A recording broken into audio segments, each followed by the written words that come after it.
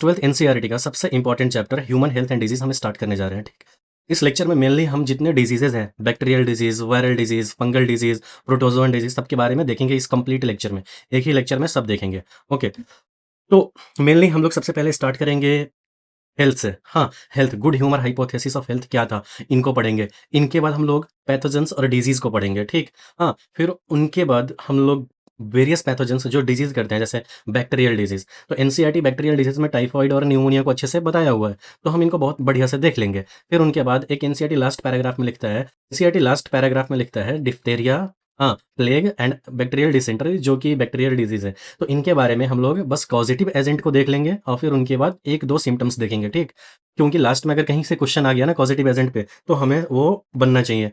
ठीक, उनके बाद हम लोग आएंगे वायरल डिजीज पे। वायरल डिजीज में एनसीईआरटी जो बढ़िया से एक्सप्लेन किया हुआ है वो कॉमन कोल्ड को एक्सप्लेन करा है। हाँ, जो कि राइनो वायरस के बारे में बताया। मैं बताऊंगा कि कॉमन कोल्ड होता कैसे है, सिम्टम्स वगैरह बढ़िया से बता दूंगा, मतलब अच्छे से एक्सप्लेन कर देंगे। फिर उनके बाद हम लोग आते हैं थोड़ा सा, जब आप वैक्सीन पढ़ोगे ना, तो वैक्सीन में आपका आता है हेपेटाइटिस, पोलियो। तो हेपेटाइटिस को भी एक्सप्लेन करूंगा और पोलियो को भी बताऊंगा कि क्या होता है, क्योंकि यहाँ से अगर कुछ क्यों बताता हूँ, जब आप वैक्सीन पढ़ोगे ना, तो वैक्सीन में पढ़ोगे कि रिकम्बिनेंट डीएनए वैक्सीन बनाता है हेपेटाइटिस के लिए, हाँ, हेपेटाइटिस बी के लिए, जो भी है। तो मैं वहाँ से बताऊँगा कि हेपेटाइटिस बी का पॉज़िटिव एजेंट कौन होता है, फिर उनका सिम्पटम्स क्या होता है। फिर जब आप पोलियो के बारे में पढ़ोगे ना, तो oral polio vaccine, inactive polio vaccine, इन सब के बारे में पढ़ोगे वैक्सीन वाले लेक्चर में। इम्यूनिटी, जिसको एक कंप्लीट इम्यूनिटी के लेक्चर में आपको पूरा एक्सप्लेन किया जाएगा। तो वहाँ से आपको पोलियो के बारे में देखने को मिलेगा। तो यहाँ पे हम लोग वायरल डिज़ीज़ में ही पोलियो को भी एक्सप्लेन कर देंगे कि पॉज़िटिव एजेंट क्या होता है, कौन-सी डिज़ीज़ करता है, ठीक है? हाँ, कैसा डिज़ीज़ होता है, सिम्पटम्स क्या होता है, ये सब एक्सप्लेन करेंगे। फिर उनके बाद प्रोटोज़ोन डिज़ीज़ पे आएँगे। जनरली हम मलेरिया के बारे में देखेंगे, जो कि एनसीईआरटी एक बड़ा-सा लाइफ़ साइकिल दिया हुआ है, हाँ, मतलब पिक्चर एनसीईआरटी दे रखा है। तो मलेरियल प्लाज़्मोडियम लाइफ़ साइकिल को देखेंगे कि प्लाज़्मोडियम लाइफ़ साइकिल होता है ना, वो जनरली हमारा डाइजेनेटिक पैरासाइट प्लाज़्मोडियम को बोलते हैं। मतलब उनको 2 होस्ट चाहिए, एक होस्ट चाहिए सेक्सुअल रिप्रोडक्शन के लिए, एक चाहिए असेक्सुअल रिप्रोडक्शन लाइफ़ साइकिल के लिए, ठीक है? तो जो और जिसमें सेक्सुअल रिप्रोडक्शन अपना कंप्लीट करता है ना, उसको बोलते हैं प्राइमरी होस्ट, डेफिनिटिव होस्ट। जिसमें असेक्सुअल रिप्रोडक्शन होता है, उसको बोलते हैं सेकेंडरी होस्ट, इंटरमीडिएट होस्ट। तो इनको भी बढ़िया से हम लोग समझेंगे, ओके, कि ह्यूमन में कौन से मतलब क्या-क्या होगा, फिर मस्क्यूटोज़ के अंदर क्या-क्या होगा, एक अच्छे लेवल पे जाकर देखेंगे। आपको कोई कन्फ्यूज़न नहीं बचना चाहिए, ठीक है इसमें। फिर उनके बाद हम लोग आ जाएँगे अमीबिक डिसेंट्री, जो कि प्रोटोज़ोन है, तो इसके बारे में देख लेंगे। मैं यहाँ पे हल्का-सा बता दूँगा कि बैक्टीरियल डिसेंट्री, जो बैक्टीरिया में पढ़े थे, और अमीबिक डिसेंट्री में अंतर क्या होता है, सिंपल सा समझ लेना। फिर उनके बाद हम लोग आ जाते हैं हेलमिंथिक डिज़ीज़ पे, तो एलिफेंटियासिस, हाँ, फिर एस्कैरियासिस, इन सबको देखेंगे बढ़िया से। फाइलेरियासिस, वही elephantiasis, everything we will discuss it in a single lecture. फिर उनके बाद हम लोग आते हैं फंगल डिजीज़ के बारे में। फिर जैसे हमारा फंगल डिजीज़ कंप्लीट होता है ना, तो फंगल डिजीज़ के बारे में प्रिवेंशन एंड क्योर पे आ जाएँगे। जैसे फंगल डिजीज़ कंप्लीट होगा ना, तो हम यहाँ पे आएँगे, देखो। अ, ये हमारा पूरा है कॉमन डिजीज़ेज़ इन ह्यूमन, इनको कंप्लीट करेंगे। फिर इनके बाद देखो, न्यूमोनिया के बारे में देखेंगे, कॉमन कोल्ड के बारे में देखेंगे, मलेरिया के बारे में देखेंगे। मैं यही कह रहा था कि एनसीईआरटी ना बहुत अच्छे से एक्सप्लेन कर रखा है मलेरिया को। एनसीईआरटी मलेरिया को बहुत अच्छे से एक्सप्लेन कर रखा है, इनके लाइफ साइकिल को, ह्यूमन होस्ट, मस्क्यूटोज होस्ट, इन सबको बढ़िया से देखेंगे। फिर उनके बाद हमारा आता है आ, फिर हम उनके बारे में देखते हैं एस्कैरियासिस को, एलिफेंटियासिस और फाइलेरियासिस को। Got it. फिर उनके बाद फंगल डिजीज, रिंग वर्म के बारे में देखेंगे। तो एक सिंगल लेक्चर में देखो, यहाँ पे जब आप पढ़ोगे ना, तो यहाँ पे कुछ डिजीज होंगे जो वेक्टर बोर्न होंगे।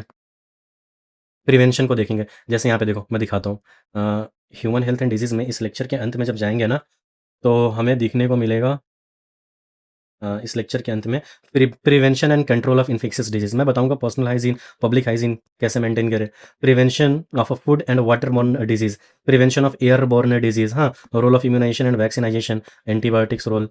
तो यहाँ पे देखो, जब भी आप ये ओपन करोगे ना, तो यहाँ पे देखना इंसेक्ट वेक्टर के द्वारा जो डिजीज़ होते हैं ना, जैसे मलेरिया, फीमेल एनोफिलीज मस्क्यूटोज, हाँ, तो इन सब डिजीज़ों से बचने के लिए क्या होना चाहिए, फीमेल एनोफिलीज मस्क्यूटोज को ही कुछ ऐसे तरीका लाओ जिससे ये इराडिकेट हो जाए, खत्म हो जाए, एलिमिनेट हो जाए, एलिमिनेट द वेक्टर्स, ओके। फिर इनके ब्रीडिंग प्लेसेस को, इन सबको बढ़िया से समझेंगे लास्ट में, ओके।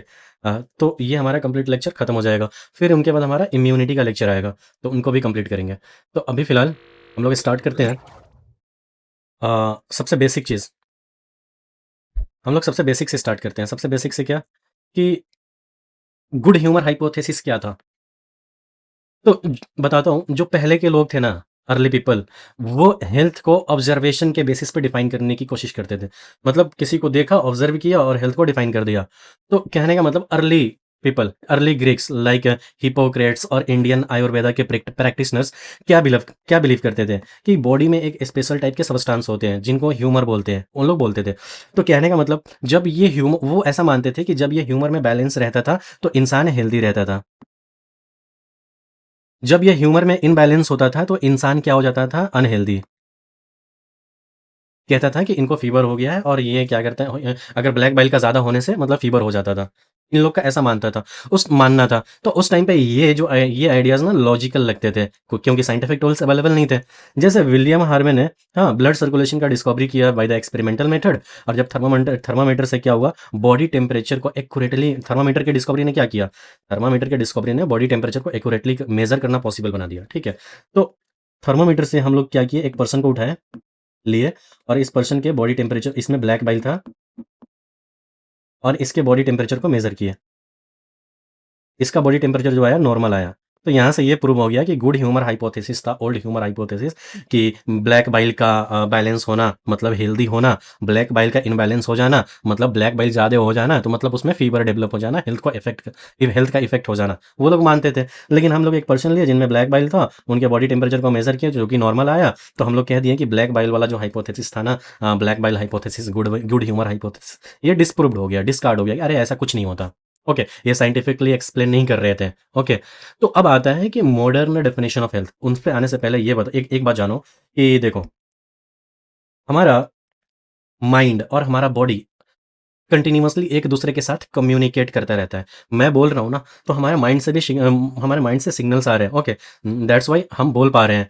तो कहने का मतलब कि हमारा माइंड, हमारा बॉडी, हमारा एक-एक एक्शन हमारे माइंड के द्वारा, हमारे माइंड और बॉडी के कम्युनिकेशन की वजह से ही होता है, ठीक है? हमारा एक-एक एक्शन, हमारा बॉडी और माइंड कंटिन्यूअसली एक दूसरे के साथ इंटरेक्ट करता रहता है, कम्युनिकेट करता रहता है। ओके, हमेशा कंटिन्यूअसली 24 आवर्स एक दूसरे के साथ बात करता रहता है। ओके, तो कहने का मतलब जो हमारा नर्वस सिस्टम है, एंडोक्राइन सिस्टम है और इम्यून सिस्टम है, ये एक इंटीग्रेटेड नेटवर्क की तरह काम करता है। ओके, इंटीग्रेटेड नेटवर्क की तरह काम करता है। ओके, तो कहने का मतलब एक एग्जांपल से समझाता हूँ। जब भी आपका एग्जाम होता होगा ना, एग्जाम से पहले एक रात पहले क्या होता है? नींद नहीं आता। ओके, एपेटाइट चेंज हो जाता है, फैटिग इंक्रीज हो जाता है। ओके, इम्यूनिटी वीक हो जाती है। तो एग्जाम से पहले ये सारा होता है, क्यों? क्योंकि एग्जाम से पहले हमें बहुत ज़्यादा स्ट्रेस होता है। तो माइंड में स्ट्रेस आया, जिनकी वजह से हमारा एपेटाइट चेंज हो गया, हमारा इम्यूनिटी वीक हो गया, जिनकी वजह से हमारा क्या हुआ कि स्लीपिंग पैटर्न चेंज हो गया, नींद नहीं आना, एपेटाइट का चेंज हो जाना, फैटिग का बढ़ जाना, मतलब एक मेंटल स्ट्रेस की वजह से ये हो रहा है। तो हमारा डायरेक्टली माइंड, मेंटल स्टेट, ये जो हमारा मेंटल स्टेट है ना, ये हमारा मेंटल स्टेट है ना, वो हमारे ओवरऑल हेल्थ को अफेक्ट कर रहा है। तो याद रखना, therefore our mental state can affect our health. अगर ज़्यादा स्ट्रेस होगा ना, तो आपका इम्यूनिटी भी वीक हो सकता है। ध्यान रखना ये सब। तो ये वही एक्सप्लेन करने की कोशिश कर रहा है। गुड ह्यूमर हाइपोथेसिस कंप्लीट हो गया कि ये क्यों रिजेक्ट हो गया, ठीक है? विलियम हार्वे की डिस्कवरी किया था ब्लड सर्कुलेशन का, वेरी इंपॉर्टेंट, ये एग्जाम में आते हैं। एक्सपेरिमेंटल मेथड, थर्मामीटर के डिस्कवरीज ने बॉडी टेम्परेचर को मेज़र करना पॉसिबल बना दिया, नॉर्मल बॉडी टेम्परेचर को मेज़र कर सकते थे। फिर उसके बाद एक पर्सन लिए जिसमें ब्लैक बाइल था, अर्ली हाइपोथेसिस के अकॉर्डिंग उसमें फीवर होना चाहिए। बस थर्मामीटर से उनके बॉडी टेम्परेचर को मेज़र किए तो उनको फीवर नहीं था। तो कहने का मतलब वहाँ से गुड ह्यूमर हाइपोथेसिस फ्लॉप हो गया। फिर आता है जब कोई चीज़ फ्लॉप होता है ना, तो उनका मॉडर्न डेफिनिशन क्या होता है? तो उससे इसको समझने से पहले, हेल्थ के मॉडर्न डेफिनिशन को समझने से पहले हम लोग ये क्वेश्चन करते हैं कि अब हम समझते हैं कुछ लोग दूसरे के मुताबिक ज़्यादा हेल्दी क्यों होते हैं? तो जो फैक्टर्स होते हैं ना, जो हेल्थ को डिफाइन करते हैं, वो होते हैं जेनेटिक डिसऑर्डर, इन्फेक्शन, लाइफ़स्टाइल। अब जेनेटिक डिसऑर्डर का मतलब क्या होता है? ये पेरेंट्स से इनहेरिट होता है बच्चों में, ठीक है? ये बच्चे हैं और ये पेरेंट्स हैं।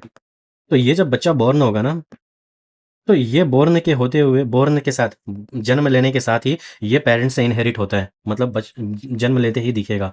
मतलब ये जीन्स के थ्रू इनहेरिट होता है पेरेंट्स से बच्चे में। तो बच्चा इन्हें बाद में एक्वायर नहीं करता, बच्चा इन्हें एक्वायर करता है बर्थ से ही। हाँ, तो ये क्या होता है, बच्चा इन्हें बाद में एक्वायर नहीं करता, ये बच्चों में जन्म से ही प्रेजेंट होता है, ठीक है? ये हेरिडेटरी होता है। फिर क्या होता है, इन्फेक्शन।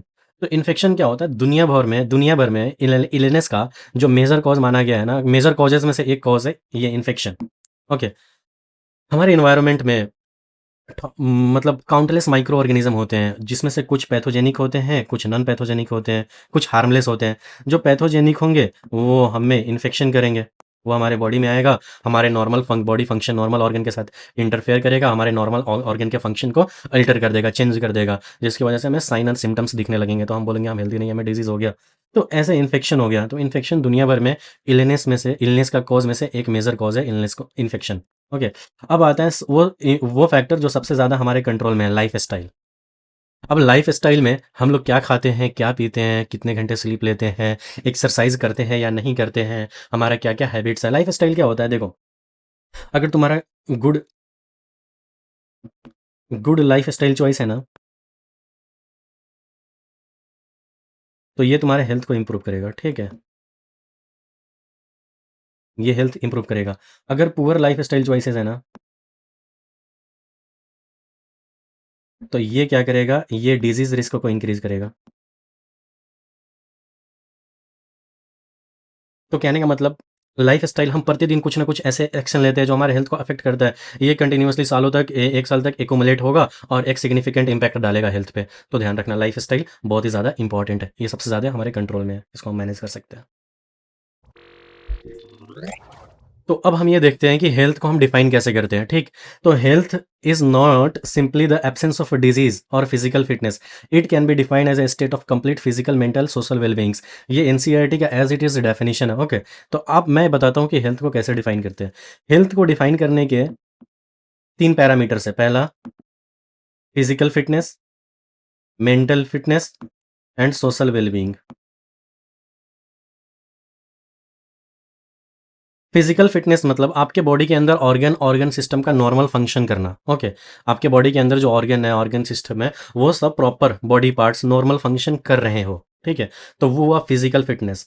तो कहने का मतलब कोई आदमी फिजिकल फिट है तो क्या है वो हेल्दी है? तो नहीं। सेकंड पैरामीटर देखेंगे, मेंटल फिटनेस। क्या वो आदमी क्लियरली थिंक कर सकता है? मतलब कर पा रहा है, क्या वो क्लियरली थिंक कर पा रहा है? क्या उसके अंदर जो इमोशन है वो बैलेंस्ड है? क्या वो प्रेशर को हैंडल कर पा रहा है? तो अगर यस तो ठीक है, वो मेंटली भी फिट है। ओके। फिर आता है हमारा सोशल वेलबींग्स। ओके। सोशल वेलबींग्स मतलब क्या, कि फैमिली, फ्रेंड्स और सोसाइटी में क्या उसका हेल्दी इंटरेक्शन है? तो यस। तो यस है, मतलब वो आदमी प्रॉपर हेल्दी है। Got it? तो कहते हैं कि हम लोग हेल्थ को इतना इंपॉर्टेंस क्यों देते हैं? तो देखो, हेल्थ सिर्फ इंडिविजुअल को नहीं, हेल्थ पूरे सोसाइटी को अफेक्ट करती है, ओके। तो इसीलिए कहते हैं जो पीपल हेल्दी होते हैं ना, वो मोर एफिशिएंट एट वर्क होते हैं। फिर उनके बाद उनका प्रोडक्टिविटी इंक्रीज होता है, इकोनॉमिक प्रोस्पेरिटी इंक्रीज होता है, longevity of the people increase होता है। फिर कहते हैं कि अगर हमारा पब्लिक हेल्थ इंप्रूव होता है ना, पब्लिक हेल्थ इम्प्रूव होता है ना, तो मैं infant mortality rate, maternal mortality rate, ये क्या होता है, डिक्रीज होता है। Got it? तो कहने का मतलब हम लोग गुड हेल्थ मेंटेन कैसे करें, हेल्थ मेंटेन कैसे करें? तो followings are the very important for maintaining good health. पहला, बैलेंस्ड डाइट। बैलेंस्ड डाइट क्या होता है? फिर पर्सनल हाइजीन, फिर रेगुलर एक्सरसाइज। आपको ये कि योगा आएगा, एनसीईआरटी लिखता है has been practised since the time immemorials to achieve both physical and mental health. तो अगर फिजिकल हेल्थ और मेंटल हेल्थ आपको अचीव करना है तो योगा प्रैक्टिस करो। फिर ये आता है, the following measures are also necessary for achieving good health. Awareness about the diseases and their effects on the body, different bodily functions. मतलब हम लोग क्या कर रहे हैं, डिजीज के प्रति अवेयरनेस। हम लोग टाइफाइड पढ़ेंगे, ठीक है? तो टाइफाइड में सबसे पहले मैं ये बताऊंगा कि कहीं बाहर से आप खाना खा लिए जो कि कॉन्टामिनेटेड हो सल्मोनेला टाइफी से, तो वो खाना आपके बॉडी में जाएगा, स्टोमक से होते हुए आपके इंटेस्टाइन में जाएगा, ओके। तो आपको डिजीज कॉज करेगा, फीवर आएगा, सस्टेन्ड फीवर होगा। तो मैं बताऊंगा ना कि टाइफाइड फैलता कैसे है, टाइफाइड होता कैसे है। तब तो जाके आप बाहर का कॉन्टामिनेट, अब जब बाहर कुछ खाओगे ना, तो बहुत ही ज़्यादा आप मतलब अवेयर होंगे कि क्या खाना सही तो है, हाइजीनिक तो है, आप देखोगे ना। तो इसीलिए अवेयरनेस डिजीज के प्रति बहुत ही ज़्यादा ज़रूरी है। वैक्सीनेशंस के बारे में देखेंगे अगेंस्ट इन्फेक्शियस डिजीज। इम्यूनिटी जब पढ़ेंगे ना, तो उसमें कंप्लीट पूरा इम्यूनिटी ही खत्म करेंगे, एक सिंगल लेक्चर में आपको पूरा कंप्लीट हो जाएगा। Vaccinations, proper disposal of wastage, poor control of vectors, typhoid, Salmonella typhi, okay, इसका कॉजेटिव एजेंट है। फिर हम लोग मलेरिया के बारे में पढ़ेंगे, प्लाज्मोडियम पैरासाइट, वो कॉजेटिव एजेंट है। हाँ, फीमेल एनोफिलीज मस्क्यूटोज उनको कैरियर है उनका, वेक्टर।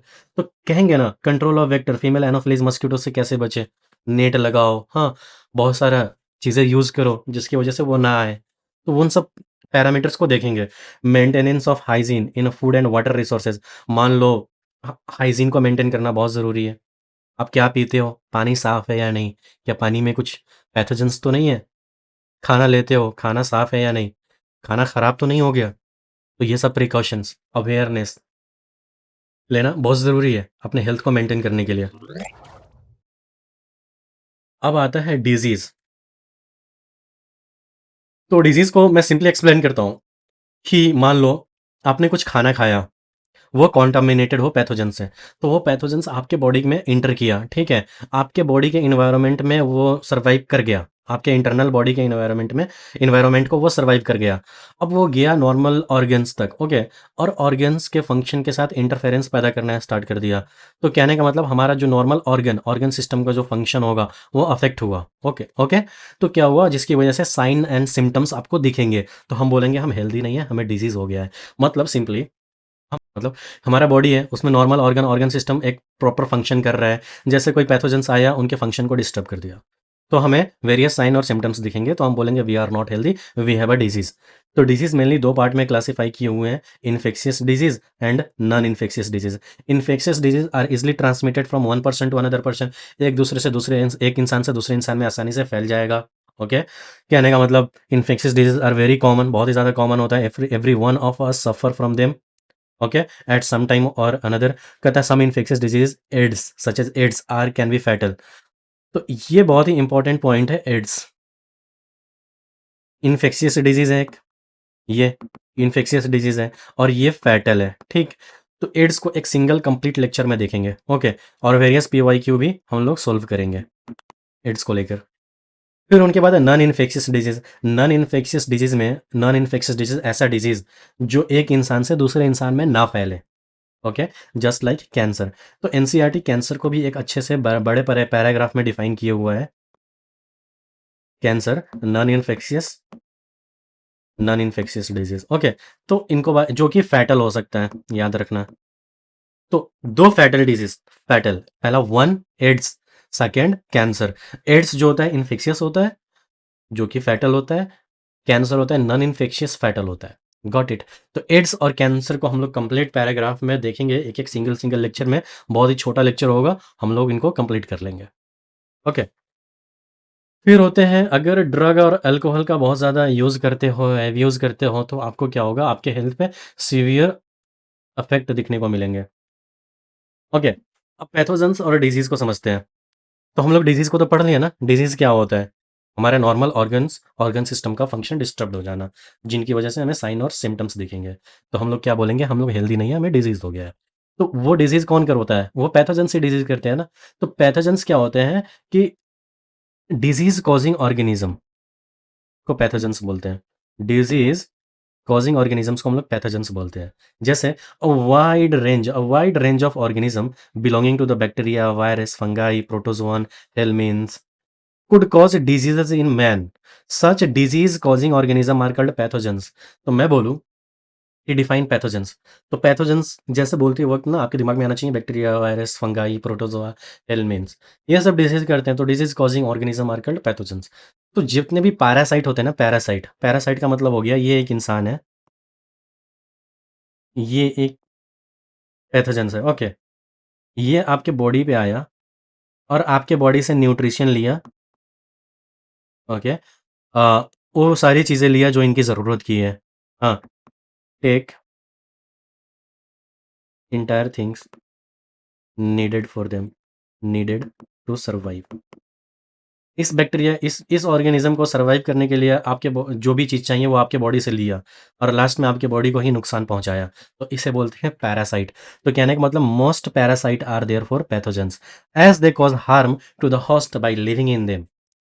तो याद रखना, most parasite are therefore pathogens, ध्यान रखना, डायरेक्ट एसर्शनिजन बन के आ सकता है। तो याद रखो, जो पैरासाइट आपके बॉडी में जाएगा ना, तो आपके बॉडी के इंटरनल एनवायरनमेंट, अगर कोई पैरासाइट आपके बॉडी के अंदर आया, तो उस पैरासाइट के लिए आपका बॉडी होस्ट हुआ, ठीक?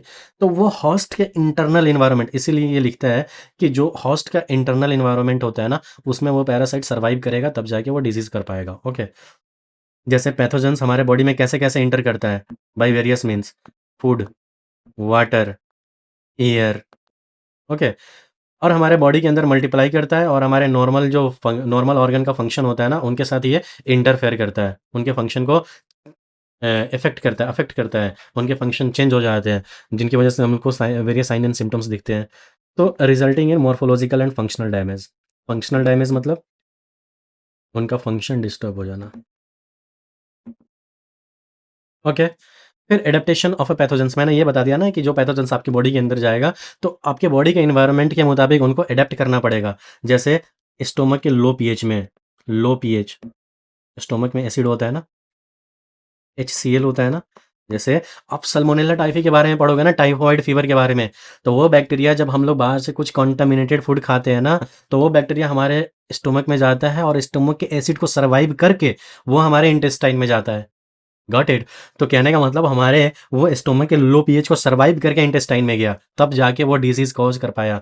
नहीं तो स्टोमक का अगर लो पीएच उनको मार देता, तो फिर वो इंटेस्टाइन तक जाता ही नहीं, डिजीज होता ही नहीं। तो कहने का मतलब जो पैथोजेंस जो डिजीज करता है, डिजीज कर रहा है, जो हमारे में डिजीज हो रहा है, मतलब वो पैथोजेंस हमारे बॉडी के इंटरनल इन्वायरमेंट में सर्वाइव कर गया। Got it? फिर उसके बाद resist various digestive enzymes, okay? Various digestive enzymes को भी रजिस्ट कर गया। Got it? तब जाके वो, जैसे एक सल्मोनेला टाइफी का एग्जांपल लेता हूँ, वो हमारे बॉडी में गया, हमारे बॉडी में वेरियस एंजाइम को भी वो रजिस्ट कर गया, हमारे एसिड को भी, स्टोमक के लो पीएच को भी रजिस्ट कर गया, फिर जाके इंटेस्टाइन में गया और वहाँ पे डिजीज कॉज किया। Got it? फिर हम लोग पढ़ते हैं टाइप्स ऑफ डिजीज। हाँ, यहाँ से हमारा मेन चैप्टर स्टार्ट हो रहा है। टाइप्स ऑफ डिजीज में जनरली हम दो टाइप के पढ़ते हैं, एक कॉन्जेनाइटल डिजीज पढ़ते हैं, एक एक्वायर्ड डिजीज पढ़ते हैं, ठीक? कॉन्जेनाइटल डिजीज होता है ना, जो कि बर्थ से प्रेजेंट होता है। तो हम लोगों ने जब हेल्थ को पढ़ा था ना, तो मेनली 3 फैक्टर थे जो हेल्थ को इफेक्ट कर रहे थे। एक जेनेटिक डिसऑर्डर, एक जेनेटिक डिसऑर्डर, एक infection, third lifestyle, okay?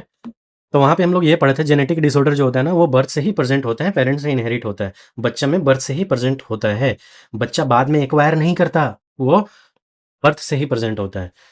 But हम कॉन्जेनाइटल डिजीज में आते हैं ना, तो कॉन्जेनाइटल डिजीज में ऐसे डिजीज जो बर्थ से ही प्रेजेंट हो। अब जो बर्थ से प्रेजेंट होगा, तो पहला तो हो गया जेनेटिक डिसऑर्डर, कि जो पेरेंट्स से जीन्स के थ्रू इनहेरिट हुआ हो, ओके? सेकेंड होता है कि जब फेटल डेवलपमेंटल होता है ना, तो उनके उनमें कुछ दिक्कतें आ जाती है, जिनकी वजह से भी कुछ डिजीजेस डेवलप हो सकती है, तो वो भी बर्थ से प्रेजेंट होता है। तो कहने का मतलब, a congenital disease is not always hereditary, some congenital disease are inherited, कुछ इनहेरिट होता है। पहला, some inherit inherited, while others develop during problem in fetal development, problems during fetal development। Got it? तो ध्यान रखना, कॉन्जेनाइटल डिजीज बर्थ से ही present होता है, और दो केस हो सकता है, या तो वो हेरिडेटरी हो, या fetal डेवलपमेंटल के दौरान कुछ प्रॉब्लम्स हो गया हो, जिनकी वजह से वो आ गया। Okay? Second, acquired disease. Acquired disease मतलब वो डिजीज जो आफ्टर बर्थ, जन्म लेने के बाद एक्वायर करते हैं, ओके? पैथोजेंस के इंटरेक्शन होने की वजह से, जो भी हो। उसमें 2 होते हैं, एक कम्युनिकेबल डिजीज़ होते हैं, एक नॉन कम्युनिकेबल होते हैं। कम्युनिकेबल को इन्फेक्शियस डिजीज़ बोलते हैं, एक पर्सन से दूसरे पर्सन में जा सकता है, ओके? फिर उसके बाद नॉन कम्युनिकेबल में do not spread from one person to another person, very important definition, ये याद रखना। कम्युनिकेबल डिजीज़ पैथोजेंस की वजह से होते हैं, ये भी कुछ, इसमें भी सम पैथोजेंस की वजह से होते हैं। जैसे एक एग्जांपल लेता हूँ, नॉन कम्युनिकेबल जो पैथोजेंस की वजह से होते हैं, टेटनस। ये टेटनस का जो कॉजेटिव ऑर्गेनिज्म होते हैं, वो कहाँ प्रेजेंट होते हैं? वो ज़्यादातर सॉइल में प्रेजेंट होंगे, कॉन्टामिनेटेड, अगर कोई कंटामिनेटेड नाइफ है और उसे कट लग गया, तो ऊंट्स के जरिए वो आपके बॉडी के अंदर गया, और फिर वहाँ पे टॉक्सिन रिलीज किया, जो कि आपके बॉडी को एडवर्सली अफेक्ट किया। आप लॉक जॉ का नाम सुने होंगे, मसल बहुत टाइट हो जाता है, ये सब, जो कि हमारा ये टॉपिक नहीं है। मैं इसके बारे में पढ़ा सकता हूँ अच्छे से, लेकिन ये हमारा टॉपिक नहीं है, ठीक? पढ़ना, हम ये बता रहा हूँ कि अगर टेटनस आपको हुआ, तो आप वो दूसरे को फैला नहीं सकते, ओके? आपको वही कॉन्टामिनेटेड नाइफ से ही उनको अटैक करना पड़ेगा। Got it? तब जाके उसके बॉडी के अंदर वो टेटनस जाएगा, आप नहीं फैला सकते। मतलब एक पर्सन से दूसरे पर्सन में नहीं जा सकता। जनरली ये नॉन कम्युनिकेबल डिजीज़ जो होते हैं ना, वो लाइफ स्टाइल पे भी ज़्यादातर डिपेंड करता है कि आप क्या खाते हो, हाँ, एक्सरसाइज करते हो या नहीं, ठीक है? ये सब पे भी डिपेंड करता है लाइफ स्टाइल पे ज़्यादातर। Majorly depends on life style. ये होता है ना नॉन कम्युनिकेबल, ये ज़्यादातर पैथोजेंस से ही होते हैं, ट्यूबरक्लोसिस, कॉमन कोल्ड, मलेरिया, कोविड-19, ये सब कम्युनिकेबल है, ध्यान रखना। फिर आता है एनसीईआरटी बैक्टीरियल डिजीज़ के बारे में क्या बताता है?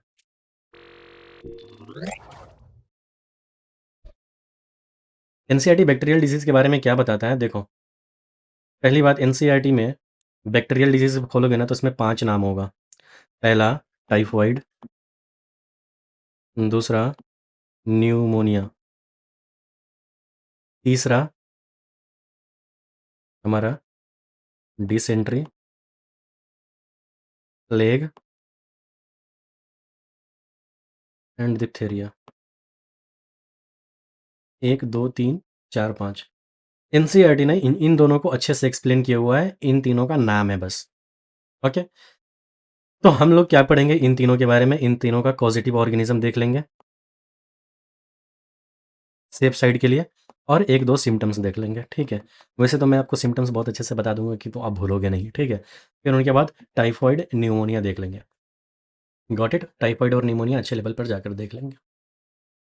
तो एक बात याद रखो, सबसे पहले हम लोग टाइफॉइड स्टार्ट करते हैं, तो एनसीईआरटी टाइफॉइड को कैसे लिखता है? पहली बात, कॉज़ेटिव ऑर्गेनिज़्म कभी मत भूलो, सल्मोनेला टाइफी, वेरी इंपॉर्टेंट। ये पैथोजेनिक बैक्टीरिया होता है, ये टाइफॉइड फीवर ह्यूमन में करता है, ओके, ह्यूमन बीइंग में करता है। अब बताता हूँ ये बैक्टीरिया आता कैसे। जब भी आप बाहर से कुछ खाना लिए जो कि कॉन्टामिनेटेड हो, जिसमें सल्मोनेला टाइफी प्रेजेंट हो, ओके, तो ये आपके बॉडी में गया, आपके बॉडी से स्टोमक से होते हुए आपके स्मॉल इंटेस्टाइन में गया। मतलब आपके बॉडी में जो स्टोमक है उसमें एसिडिक पीएच है, पीएच बहुत ही लो है, उसको भी ये बैक्टीरिया सर्वाइव कर लिया और आपके स्मॉल इंटेस्टाइन में गया। ओके, और फिर मैं इनके बारे में बहुत अच्छे से बता सकता हूँ, मतलब अच्छे लेवल पे जाकर अंदर अंदर बहुत ज़्यादा डीपली, लेकिन कहने का मतलब वो आपको यूज़ नहीं होगा, ठीक है? फिर वो इंटेस्टाइन से अदर ब्लड के थ्रू अदर ऑर्गन्स में माइग्रेट करता है। ओके, और जो ये इनके सिम्टम्स होते हैं ना, वो हाई फीवर होता है, sustained high fever, 39 to 40 degree Celsius, 102 से 104 डिग्री फ़ारेनहाइट, याद रख लेना। ओके, फिर उनके बाद सस्टेंड फीवर, फीवर बहुत ही ज़्यादा होगा, 39 टू 40 डिग्री सेल्सियस, जो कि गिरेगा नहीं, फीवर उतरेगा नहीं, वो सस्टेंड होगा, मतलब 24 घंटे तक भी नहीं जाएगा वो। फिर उनके बाद वीकनेस होगा, तो जब फीवर होगा ना, इतना मतलब सस्टेंड फीवर होगा लंबे वक्त तक के लिए, तो उसके साथ वीकनेस होगा, हेडेक होगा। एनसीईआरटी का सिम्टम्स याद करने का तरीका बता रहा हूँ, फीवर से रिलेट कर लो, वीकनेस और हेडेक। फिर उनके बाद स्टोमक पेन होगा, कॉन्स्टिपेशन होगा, लॉस ऑफ एपेटाइट होगा। कॉन्स्टिपेशन मतलब स्टूल का हार्ड हो जाना, पेट साफ नहीं हो पाएगा आपका। फिर loss of appetite, loss of appetite का मतलब हो गया खाना खाने का मन नहीं करेगा, ओके? भूख लगेगा, भूख तो है, भूख तो लगी है, लेकिन खाना खाने का मन नहीं कर रहा। भूख तो है, लेकिन खाना नहीं है, खाने का दिल नहीं है, ओके? सीवियर केस में इंटेस्टाइनल परफोरेशन हो सकता है, जिनकी वजह से डेथ भी हो सकता है। सीवियर केसेस में डेथ में अकर इन सीवियर केसेस। फिर उसके बाद डायग्नोसिस इनका क्या है? Typhoid fever can be confirmed by Widal test. NCERT सिर्फ इतना ही लिखता है, विडॉल टेस्ट। तो हमें और भी टेस्ट के बारे में जानने की ज़रूरत नहीं है। आई कैन, बट ज़रूरी नहीं है, ज़रूरत नहीं है यहाँ पे। विडॉल टेस्ट, ओके। तो अब कहते हैं विडॉल टेस्ट के बारे में देख लेते हैं। एक टाइफॉइड मैरी के बारे में एनसीईआरटी एक पैराग्राफ में मेंशन किया हुआ है। तो मैरी मेलोन का ही निक नेम्ड था टाइफॉइड मैरी। वो बाई प्रोफेशन कुक थी। She was a typhoid carrier. मैं बोला ना कि टाइफॉइड का ट्रांसमिशन कैसे होता है, कॉन्टामिनेटेड फूड एंड वाटर के थ्रू। आपका हाथ साफ नहीं है तो आप वो टाइफॉइड को फैला सकते हो, ठीक है? तो she was a typhoid carrier, she continue to spread typhoid for several years, the disease spread through the food she prepared. तो कहने का मतलब कुछ लोग कहते हैं कि वो खाना बनाती थी, हाई टेम्परेचर पे खाना बनता है, तो अगर वो फूड को कंटामिनेट भी कर देती होगी तो वो तो बैक्टीरिया मर जाता होगा, मतलब एक ऐसी। तो कहने का मतलब हाँ, वो मर जाता था, लेकिन वो आइसक्रीम भी बनाया करती थी। इनके बारे में पढ़ना थोड़ा-सा, मतलब मैं एक डॉक्यूमेंट्री देखा था ना इस पे, तो उसमें बताया गया था ये वाला। फिर उनके बाद सिंपली याद रखो कि मैरी मेलोन निक नेम्ड था उनका typhoid Mary, she was a cook by profession. हाँ, she was a typhoid carrier, इतना ही याद रखो, इससे ज़्यादा नहीं आएगा। वो कैसे फैलाती थी खाना, मतलब हाई टेम्परेचर पे बनाता था, जल जाता था, नहीं जल जाता था, ये सब ऐसे ही फालतू बातें हैं। ओके, अभी फ़िलहाल जिस पर्सपेक्टिव के लिए पढ़ रहे हैं ना, उसके लिए वो इम्पोर्टेंट नहीं है कहानी। ओके, न्यूमोनिया के बारे में देखते हैं। कॉजेटिव ऑर्गेनिज्म इनका जो होता है ना, वो आपको याद रखना है। Streptococcus pneumoniae, Haemophilus influenza. Okay, हम लोग को जब न्यूमोनिया पढ़ाया गया था ना, तो हमें बताया गया था कि न्यूमोनिया हमारा बैक्टीरिया से तो होता ही है, वायरस से भी होता है, फिर फंगाई से भी होता है, सीवियर केस में जिसका इम्यूनिटी वीक हो जाता है। वायरस में जब आप कोविड-19 के वक्त भी देखे होंगे ना कि जो भी कोविड-19 से सफ़र कर रहा था, उसमें न्यूमोनिया हो जा रहा था।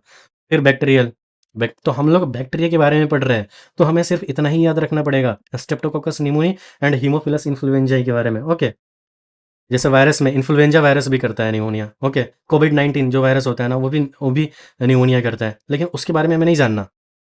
ओके, हमें बस इतना जानना है, हीमोफिलस इन्फ्लुएंजा से ये मत समझना कि ये वायरस है, ये भी बैक्टीरिया है, ठीक है? स्ट्रेप्टोकोकस न्यूमोनी, ये दोनों बैक्टीरिया है जो कि न्यूमोनिया के लिए रिस्पॉन्सिबल है, पॉजिटिव ऑर्गेनिज्म है न्यूमोनिया का। अब मैं न्यूमोनिया को एक्सप्लेन करता हूँ। जब भी ये पॉजिटिव ऑर्गेनिज्म हमारे बॉडी में आता है, रेस्पिरेटरी पैसेज के थ्रू जाता है, हमारे लंग्स के थ्रू होते हुए हमारे एल्वियोलाई में पहुँचता है, ठीक है? एल्वियोलाई में एल्वियोलर मैक्रोफेजेस होता है, जिससे इनकी लड़ाई होती है। सिंपल सी बात समझो।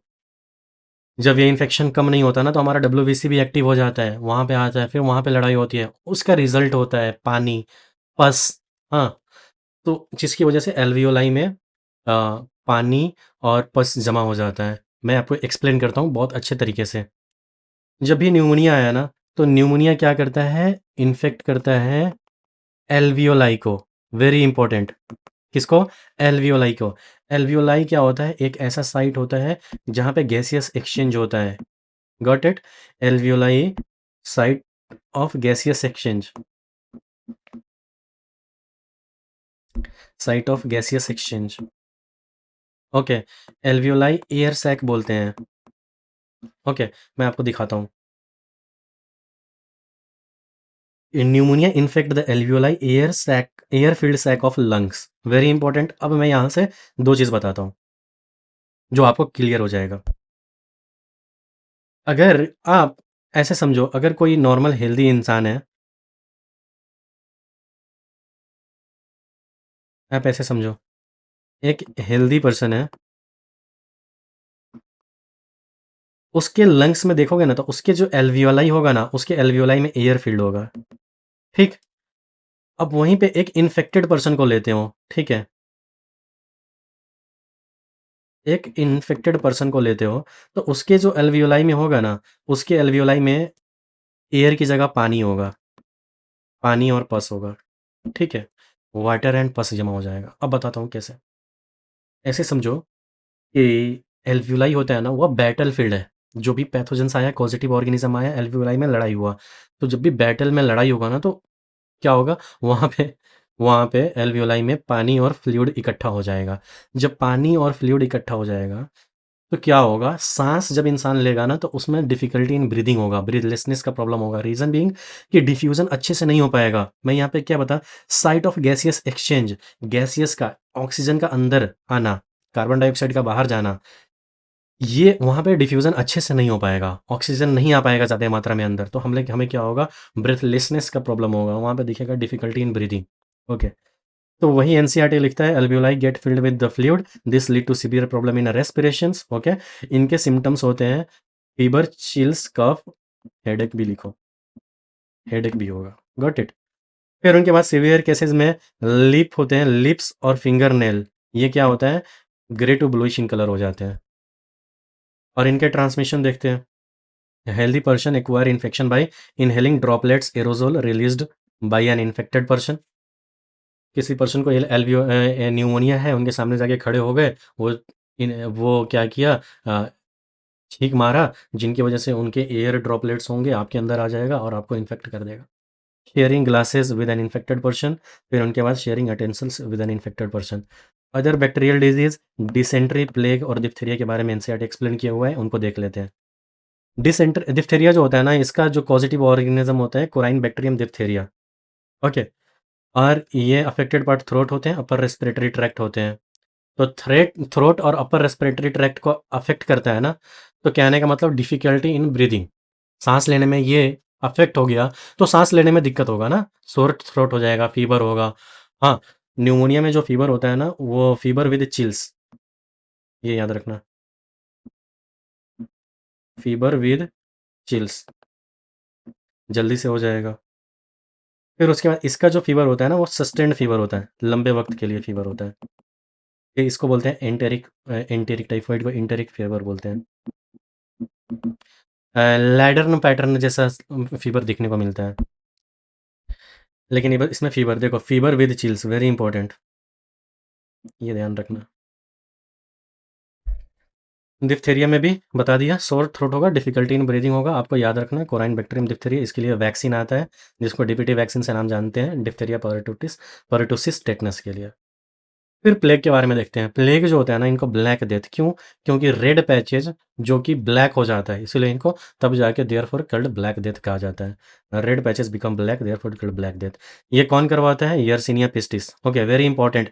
इसका जो वेक्टर है, जो कैरियर है, वो rat flea Xenopsylla cheopis. Okay, symptoms होते हैं high fever, headache, enlargement of axillary lymph nodes और red patches on the skin. फिर बैक्टीरियल डिसेंट्री से आप ये ध्यान रखो कि Shigella shigae commonly asked in NEET, large intestine का ये है अफेक्टेड पार्ट, अफेक्ट करता है लार्ज इंटेस्टाइन को। इनके सिम्टम्स होते हैं diarrhoea, abdominal pain, blood and mucus in stool, fever and contaminated food and water के थ्रू ये ट्रांसमिट होते हैं, पुअर सैनिटेशन की वजह से। तो हम लोग बैक्टीरियल डिजीज के बारे में क्या देखें कि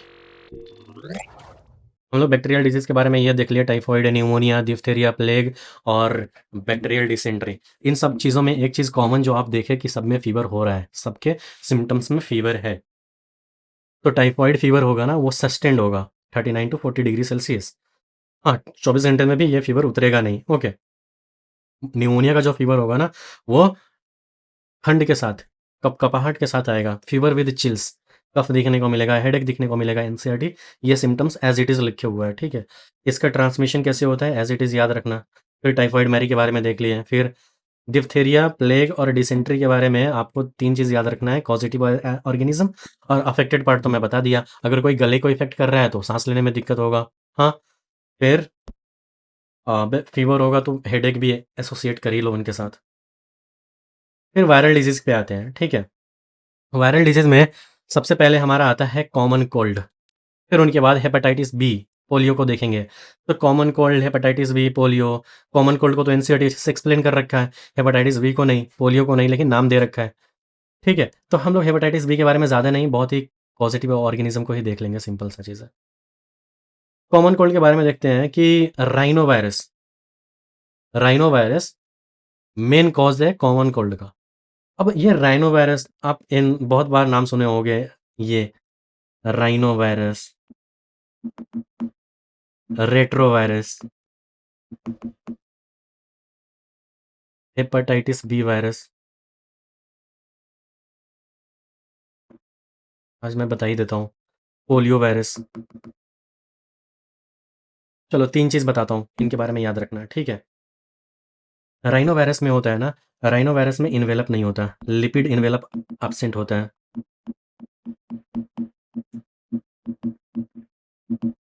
सेकेंड चीज़, जो राइनो वायरस का होता है ना, जीनोम, जीनोम, इसका जीनोम जो होता है ना, वो होता है single standard RNA, SS RNA, very important. Okay. Retro virus होता है ना, रेट्रो वायरस में इसका, इसमें लिपिड होता है, लिपिड इन्वेलप प्रेजेंट।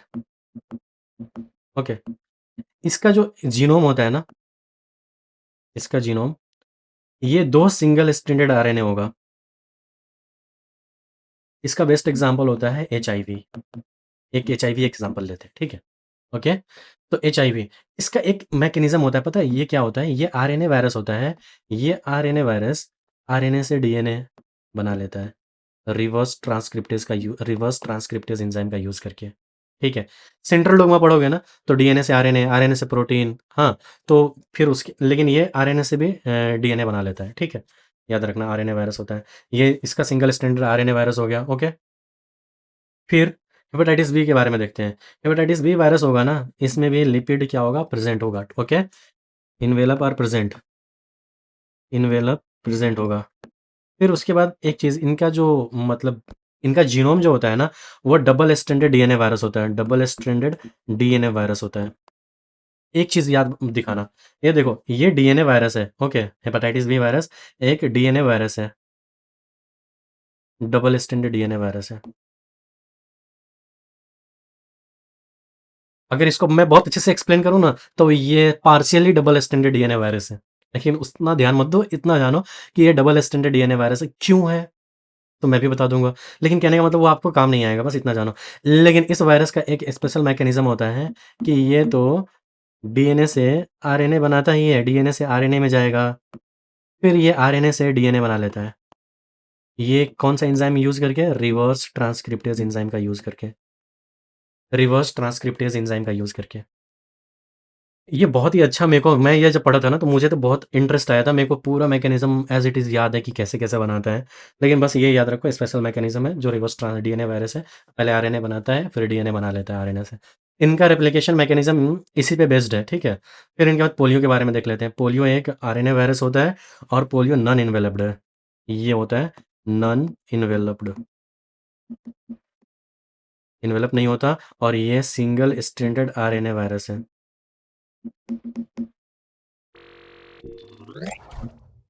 बेसिकली आप क्या याद रखोगे, तो पहले इसका जीनोम क्या है, फिर इसका जीनोम क्या है, फिर इसका जीनोम क्या है, फिर इसका जीनोम क्या है। ओके, लिपिड प्रेजेंट है या नहीं प्रेजेंट है वो दिखाता हूँ।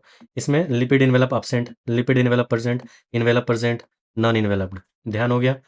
फिर स्पेशल मैकेनिज्म बता दिया, ये वाला इसके बारे में, ये वाला इसके बारे में। Got it.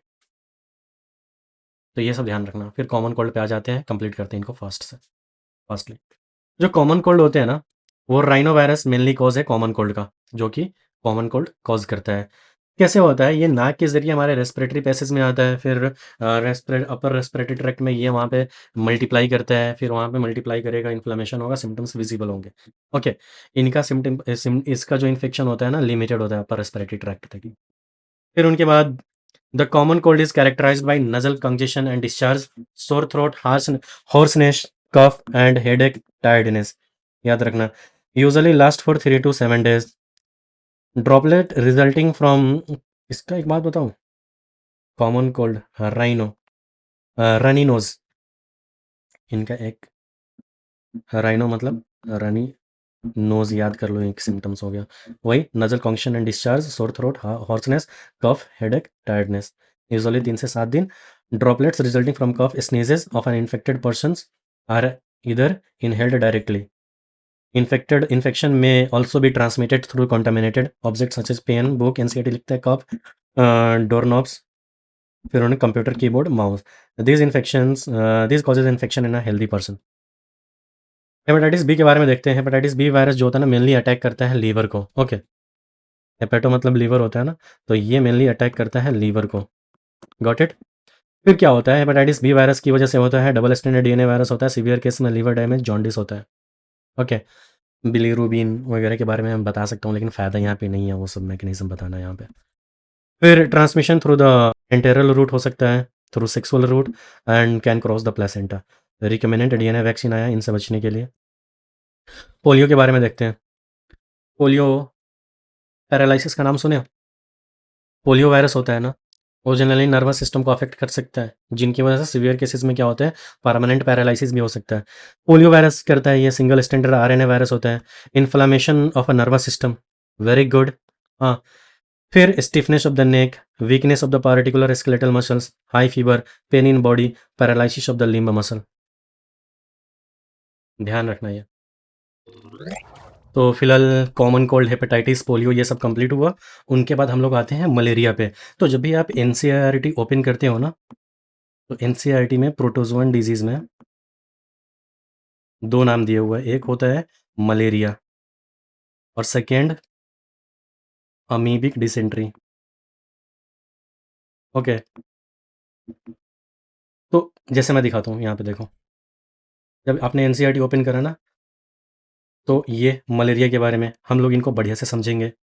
फिर उनके बाद देखो malaria, second amoebiasis, amoebic dysentery, got it.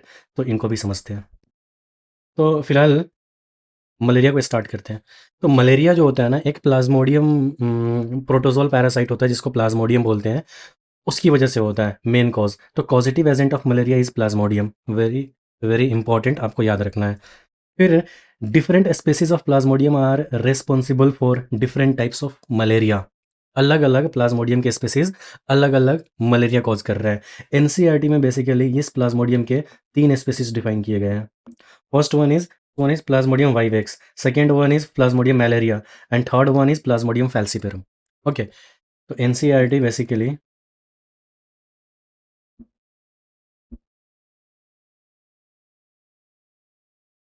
Okay, तो एनसीईआरटी बेसिकली प्लाज्मोडियम के 3 स्पेसीज को डिफाइन कर रहा है, Plasmodium vivax, Plasmodium malaria and Plasmodium falciparum. जो सबसे खतरनाक वाला होता है ना, वो प्लाज्मोडियम फैल्सीपेरम होता है, गॉट इट। प्लाज्मोडियम फैल्सीपेरम सबसे ज़्यादा डेंजरस होता है। Malignant malaria caused by the Plasmodium falciparum, most serious type and it can be fatal, very very important, अब याद रखना इसे। मैलिग्नेंट मलेरिया जो होता है वो प्लाज्मोडियम फैल्सीपेरम करवाता है। ओके, जो आप प्लाज्मोडियम फैल्सीपेरम के बारे में देखोगे ना, तो प्लाज्मोडियम फैल्सीपेरम को टर्शियन मलेरिया भी बोलते हैं, टर्शियन मलेरिया। इसमें क्या होता है, ये इसको टर्शियन मलेरिया क्यों बोलते हैं? देखो, 2 दिन होगा, तीसरे दिन फीवर, फिर 2 दिन रेस्ट, तीसरे दिन फीवर, हर तीसरे दिन पे फीवर आता रहेगा। ओके, अब हम लाइफ साइकिल ऑफ प्लाज्मोडियम देखते हैं। ओके, प्लाज्मोडियम का जो लाइफ साइकिल होता है ना, वो डाइजेनेटिक लाइफ साइकिल होते हैं, इसीलिए हम लोग इनको डाइजेनेटिक पैरासाइट भी बोलते हैं। ओके, डाइजेनेटिक पैरासाइट क्यों बोलते हैं? क्योंकि ये 2 होस्ट पे अपने लाइफ साइकिल को कंप्लीट करता है। पहला होस्ट जो होता है ना, उसको हम लोग प्राइमरी होस्ट बोलते हैं, डेफिनिटिव होस्ट बोलते हैं, जिसमें क्या होता है, सेक्सुअल साइकिल होगा, सेक्सुअल लाइफ साइकिल इनका होगा प्लाज्मोडियम का, उसको बोलेंगे प्राइमरी होस्ट और definitive host.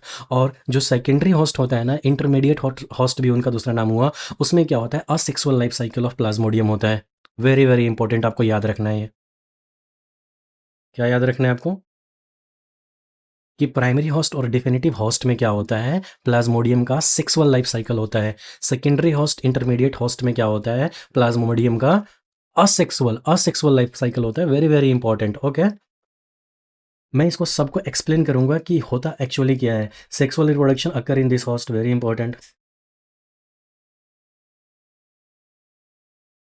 Sexual reproduction occur in this host. Gamete formation and fertilization takes place in the mosquito's stomach or gut. Okay, gamete का फॉर्मेशन और fertilisation कहाँ होगा, मस्क्यूटोज के स्टोमक में होगा, got it. Life cycle, gametocyte enter in mosquitoes with blood meal, मैं बताऊंगा कैसे, आई विल एक्सप्लेन कि कैसे कैसे ब्लड मिल के थ्रू मस्क्यूटोज के गट में गैमेटोसाइट जाता है। Okay, male gamete and female gamete are formed, fertilization occur, zygote, उसके बाद ऊकाइनेट, फिर oocyst, फिर स्पोरोजाइट। मैं बताऊंगा ऊकाइनेट क्या होता है, मैं बताऊंगा oocyst क्या होता है, फिर मैं बताऊंगा इन्फेक्टिव स्टेज जो होता है ना, वो स्पोरोजाइट्स ही होता है, इनको भी बताऊंगा। Sporozoites migrate to the salivary gland, और यही क्या करता है, फिर मस्क्यूटोज बाइट करेगा तो फिर वो इंजेक्ट करेगा सलाइवरी ग्लैंड से स्पोरोजोइट्स अपने सलाइवा के थ्रू। Remember, host in which sexual life cycle occur is called primary host और definitive host, very important. Secondary host में क्या बोलते हैं, only asexual reproduction occur in human, no fertilisation occur, only asexual reproduction. तो जब ये ह्यूमन में आएगा ना, तो इसमें होगा एक प्री एरिथ्रोसिटिक साइकिल, एक erythrocytic cycle. Pre erythrocytic cycle मतलब लीवर स्टेज, और second erythrocytic cycle means RBC stage. जैसे sporozoites enter the liver cell और sexual multiplication occur, merozoites are formed in are liver stage. Merozoites enter in RBC, फिर ring stage, trophozoites, schizont, RBC rupture and release merozoites, सब merozoites form gametocyte. I will explain, मैं बहुत अच्छे से explain करता हूँ। देखो, ये फीमेल एनोफिलीज मस्क्यूटोज प्रोबोसिस से थ्रू स्किन में होल करेगा, ठीक है। और जैसे होल करते ही इसका पहला काम क्या होगा, सलाइवा को रिलीज करना, क्योंकि उनके सलाइवा में बहुत सारे एंटी कोगुलेंट होते हैं, एंटी कोगुलेंट होते हैं, ठीक। अगर ये फीमेल एनोफिलीज मस्क्यूटोज इन्फेक्टेड है, तो उसमें क्या होगा, स्पोरोजोइट्स भी होगा। तो अभी हम लोग फिलहाल मान के ही चल रहे हैं कि वो इन्फेक्टेड है, ठीक। स्पोरोजोइट्स होगा, और ये स्पोरोजोइट्स जो होता है ना, इन्फेक्टिव स्टेज होता है ह्यूमन का। तो इन्फेक्टिव स्टेज होता है ह्यूमन में, ये बहुत ही याद करने वाली चीज़ है। सबसे पहले सलाइवा रिलीज़ किया, उसके सलाइवा में क्या होता है, एंटीकोगुलेंट होता है और फिर उनके बाद प्रोबोसिस से थ्रू अब ब्लड को सक करेगा, गॉट इट। तो और ये क्या कहता है, स्पोरोजोइट्स ब्लड के थ्रू हमारे लीवर में पहुंचता है, लीवर में पहुंचकर ये स्पोरोजोइट्स ग्रो करता है, मल्टीपल फिजन करता है, बहुत सारे नए नए पैरासाइट्स बनते हैं। फिर उनके बाद ये क्या करता है, इसी प्रोसेस को साइजोगोनी बोलते हैं, ध्यान रखना, इसी प्रोसेस को साइजोगोनी बोलते हैं, गॉट इट। साइजोगोनी बोलते हैं, इसी प्रोसेस को क्या बोलते हैं, साइजोगोनी बोलते हैं। फिर क्या होगा, जिसका रिजल्ट होगा क्या, मेरोजोइट्स, ओके। कहने का मतलब लीवर में आया, मल्टीपल फिजन किया, ग्रो किया, बहुत सारे नए पैरासाइट्स बने, तो वो क्या हुआ, मेरोजोइट्स ही तो हुआ, रिजल्ट हुआ साइजोगोनी का। तो फिर जैसे लीवर सेल फटेगा तो ये पूरे के पूरे मेरोजोइट्स क्या होंगे, आरबीसी में आ जाएंगे।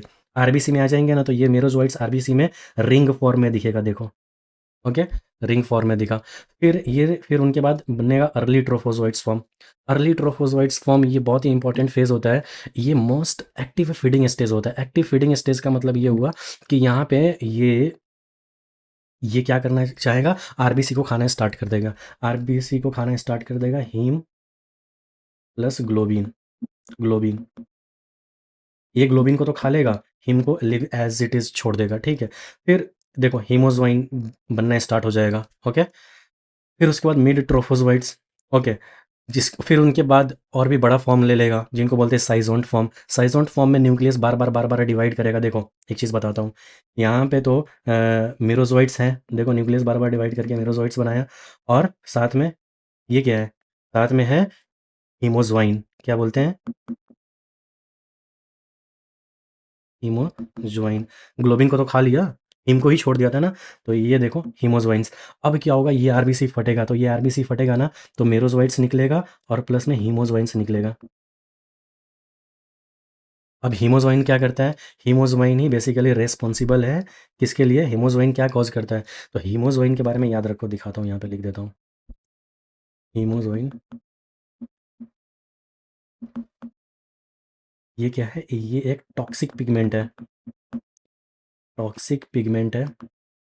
ये क्या करता है, रेस्पॉन्सिबल फॉर चिल्स, शिवियरिंग, इसको बोलो ना, शिवियरिंग बोलो, थरथराहट, कपकपी, फिर हाई फीवर, वेरी इंपॉर्टेंट, आगे बताता हूँ। फिर से क्या करेगा, फिर से मेरोजोइट्स, फिर से आरबीसी में जाएगा, फिर रिंग फॉर्म, फिर अर्ली ट्रोपोजोइट्स, मोस्ट एक्टिव फेजेस, हाँ। फिर अब ट्रोफोजोइट ग्रो करके साइजोंट का फॉर्म लेगा, हाँ। साइजोंट में क्या होता है, न्यूक्लियस बार डिवाइड करता है, बहुत सारे मेरोजोइट्स बनते हैं, देखो साइजोंट्स में न्यूक्लियस बार डिवाइड करते हैं, बहुत सारे मेरोजोइट्स बनते हैं। देखो अर्ली ट्रोफोजोइट्स में क्या हुआ, एक्टिव फीडिंग स्टेज होता है, तो ये तो हमारा ये देखो हीमोजोइन से यहाँ पे बनना स्टार्ट करेगा, हीम एक्युमुलेट होना स्टार्ट हुआ, ओके। तो बाद में हीमोज्वाइन, हीमोज्वाइन क्या होता है, एक टॉक्सिक पिगमेंट होता है जो रिस्पॉन्सिबल होता है चिल्स के लिए, शिवरिंग के लिए, हाई फीवर के लिए, तो ये तो समझ में आया। फिर तो इसलिए एनसीईआरटी लिखता है haemozoin responsible for chills and high fever recurring every 3 to 4 days।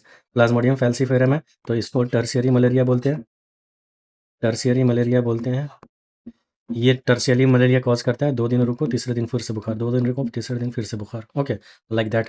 तो एनसीईआरटी लिखता है haemozoins is responsible for chills and high fever recurring every 3 to 4 days। Very good, next देखते हैं।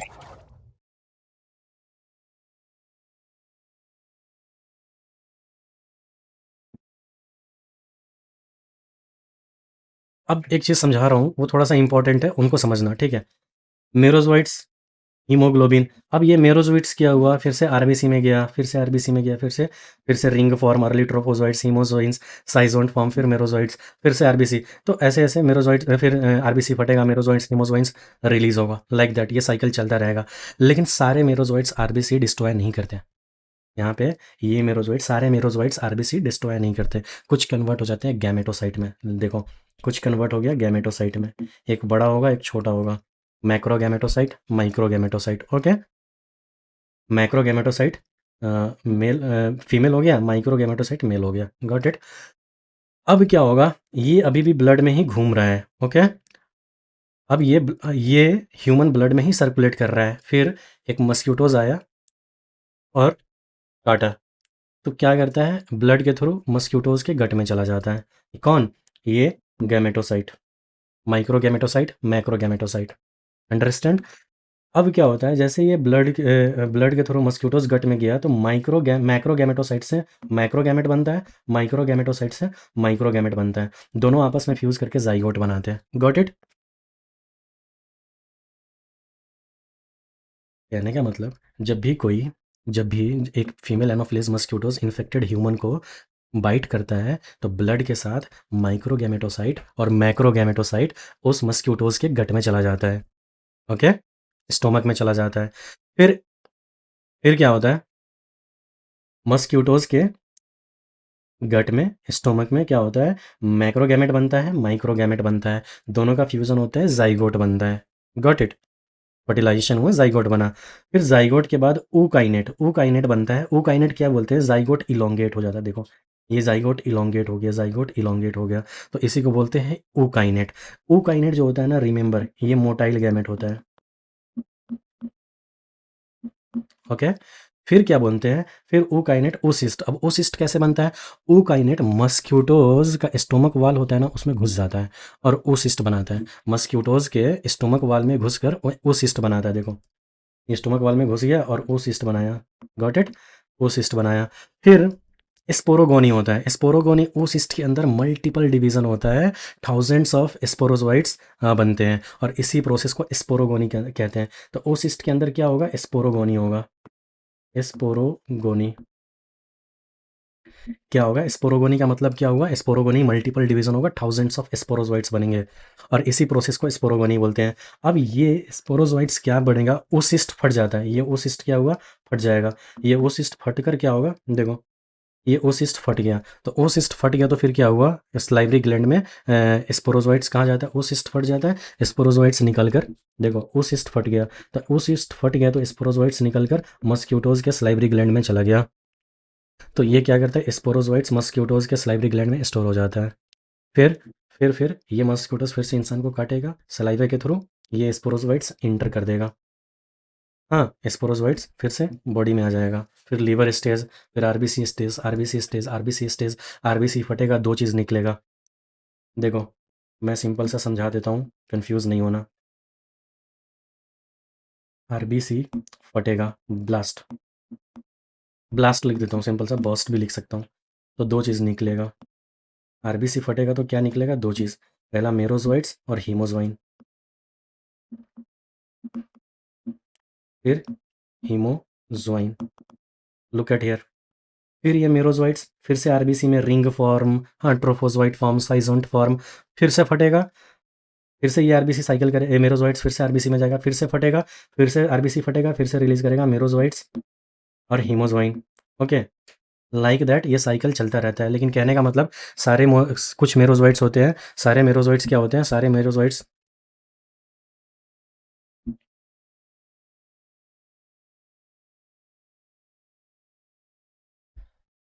अब कुछ क्या होगा, कुछ मेरोजोइट्स होगा, सम मेरोजोइट्स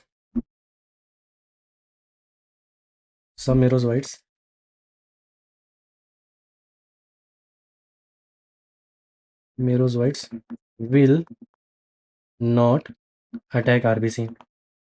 कुछ मेरोजोइट्स आरबीसी को डिस्ट्रॉय नहीं करेगा, ठीक है, तो ये कन्वर्ट हो जाते हैं माइक्रोगैमेट, माइक्रोगैमेटोसाइट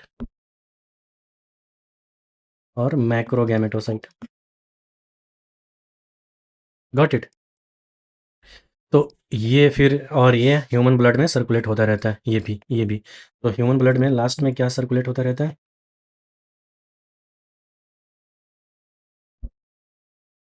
लुक एट हियर। किसी इन्फेक्टेड पर्सन को, एक मस्क्यूटोज है, ये मस्क्यूटोज इन्फेक्टेड है, मतलब इसके सलाइवा में स्पोरोजोइट्स होगा, इन्फेक्टेड, इसके सलाइवा में स्पोरोजोइट्स होगा।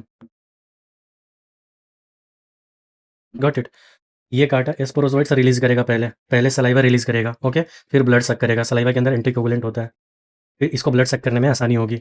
अब ये क्या किया, ये स्पोरोजोइट्स जो कि इन्फेक्टिव होता है, याद रखना, very important, when the mosquitoes bite another human, sporozoites injected with bite. Got it?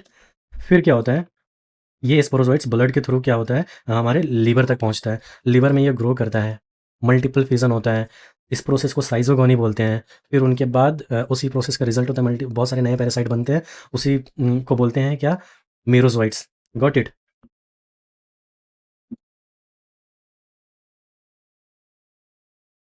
फिर ये मेरोजोइट्स हमारे ब्लड में, जैसे लीवर सेल फटेगा, मेरोजोइट्स हमारे ब्लड में आ जाएगा।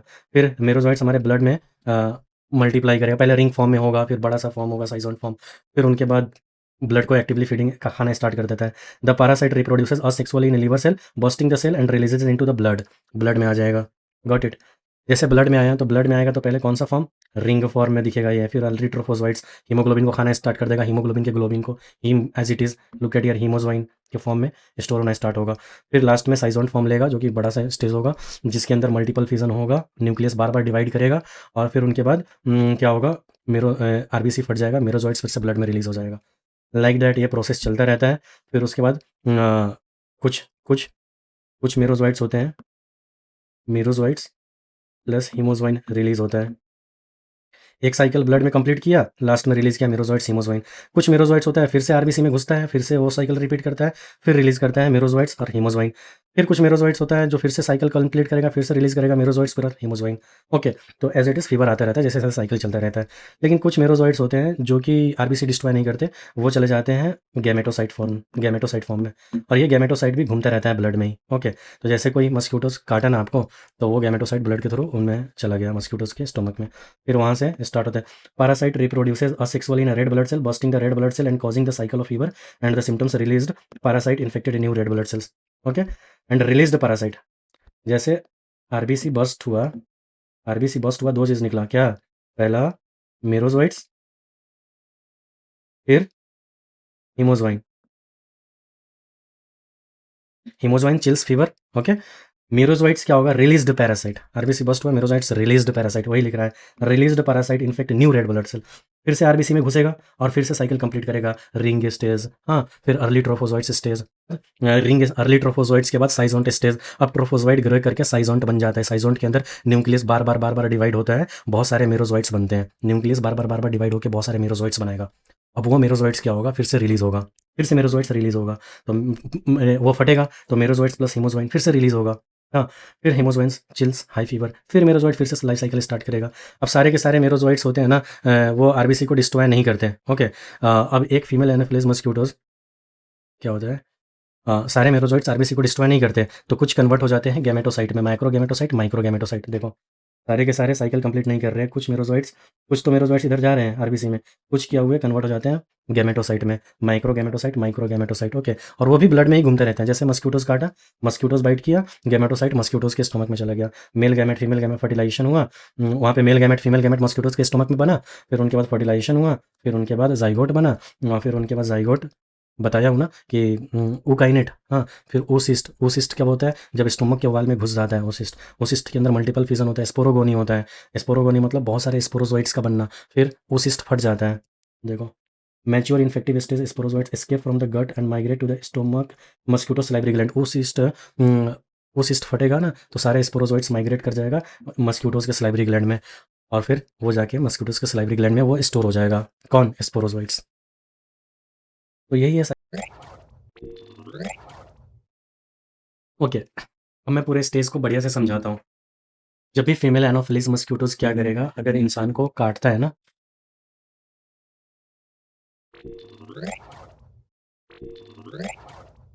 क्या हुआ? एक फीमेल एनोफिलिस मस्क्यूटोज है, हाँ, जो कि इन्फेक्टेड है। वो इंसान को बाइट किया, तो बाइट करते वक्त क्या करता है? अपने सलाइवा को रिलीज करता है।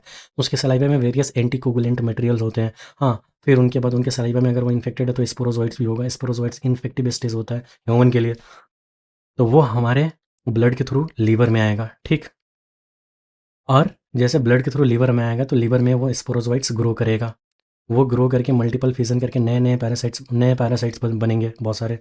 इसी प्रोसेस को साइजोगोनी बोलते हैं। इनका रिजल्ट होता है मेरोजोइट्स। जैसे लीवर सेल फटेगा, मेरोजोइट्स रिलीज हो जाएंगे ब्लड में। अब ये मेरोजोइट्स ब्लड में जब रिलीज होंगे ना, तो पहले हमको दिखेंगे रिंग फॉर्म में। ये देखो, ये रिंग फॉर्म में। फिर उनके बाद क्या दिखेगा आपको? पहले तो रिंग पहले आपको रिंग फॉर्म दिखेगा आपको, देखो यहाँ पे, ये देखो रिंग फॉर्म में दिखेगा आपको। फिर अर्ली ट्रोफोजोइट्स फॉर्म। अर्ली ट्रोफोजोइट्स फॉर्म में क्या होगा? ये पैरासाइट खाना स्टार्ट कर देगा हीमोग्लोबिन को। तो हीमोग्लोबिन के ग्लोबिन को तो खा जाता है, हीम को एज इट इज़ छोड़ देता है, तो देखो हीमोजोइन इकट्ठा होना स्टार्ट हुआ यहाँ पे। फिर उनके बाद देखो बड़ा हो जाएगा, तो बड़ा होकर साइज़ोंट फॉर्म लेगा। अब साइज़ोंट फॉर्म में क्या होता है, तो साइज़ोंट ट्रोफोज़ोइट्स, अब ट्रोफोज़ोइट्स ग्रो करके साइज़ोंट बन जाता है, ठीक है। साइज़ोंट बन जाता है ना, साइज़ोंट के अंदर न्यूक्लियस बार-बार डिवाइड करता है और बहुत सारे नए मीरोज़ोइट्स बनते हैं साइज़ोंट के अंदर। इसमें क्या होता है, न्यूक्लियस बार-बार डिवाइड करता है, न्यूक्लियस डिवाइड, ओके। और दूसरा मीरोज़ोइट्स बनता है, मीरोज़ोइट्स फॉर्म, वेरी, वेरी इंपॉर्टेंट। फिर आरबीसी फटेगा, तो ये दोनों, और यहाँ पे तो ऑलरेडी इकट्ठा होते रहे हीमोज़ोइन्स। जैसे ये आरबीसी फटेगा, ये सब मीरोज़ोइट्स और हीमोज़ोइन्स रिलीज़ हो जाएँगे। देखो मीरोज़ोइट्स मतलब हीमोज़ोइन्स। हीमोज़ोइन्स रिस्पॉन्सिबल होंगे चिल्स और हाई फीवर के लिए। मीरोज़ोइट्स फिर से आरबीसी में घुसेगा, ओके। मीरोज़ोइट्स फिर से आरबीसी में घुसेगा, फिर से रिंग फॉर्म, फिर से अर्ली ट्रोफोज़ोइट्स, फिर से साइज़ोंट फॉर्म, फिर से मीरोज़ोइट्स और हीमोज़ोइन्स, ओके। लाइक दैट ये साइकिल चलता रहेगा। ध्यान रखना, सारे के सारे मीरोज़ोइट्स, सम मीरोज़ोइट्स क्या होते हैं, सब मीरोज़ोइट्स कन्वर्ट हो जाते हैं गैमेटोसाइट में, और ये भी ब्लड में ही घूमते रहते हैं, घूमते रहते हैं, घूमते रहते हैं, ओके। जैसे मस्क्यूटोज़ आया, इन्फेक्टेड ह्यूमन को काटा, तो ये गैमेटोसाइट उसके स्टोमक में चला जाता है। फिर माइक्रोगैमेटोसाइट से माइक्रोगैमेट बनता है, माइक्रोगैमेटोसाइट से माइक्रोगैमेट बनता है। फ्यूज़न हो गया ज़ाइगोट, ज़ाइगोट के बाद ऊकाइनेट, ऊकाइनेट एक मोटाइल गैमेट होता है, ऊकाइनेट इन्वेड कर देता है, सॉरी, ऊकाइनेट वाल होता है ना, मस्क्यूटोज़ के गट का वाल होता है ना,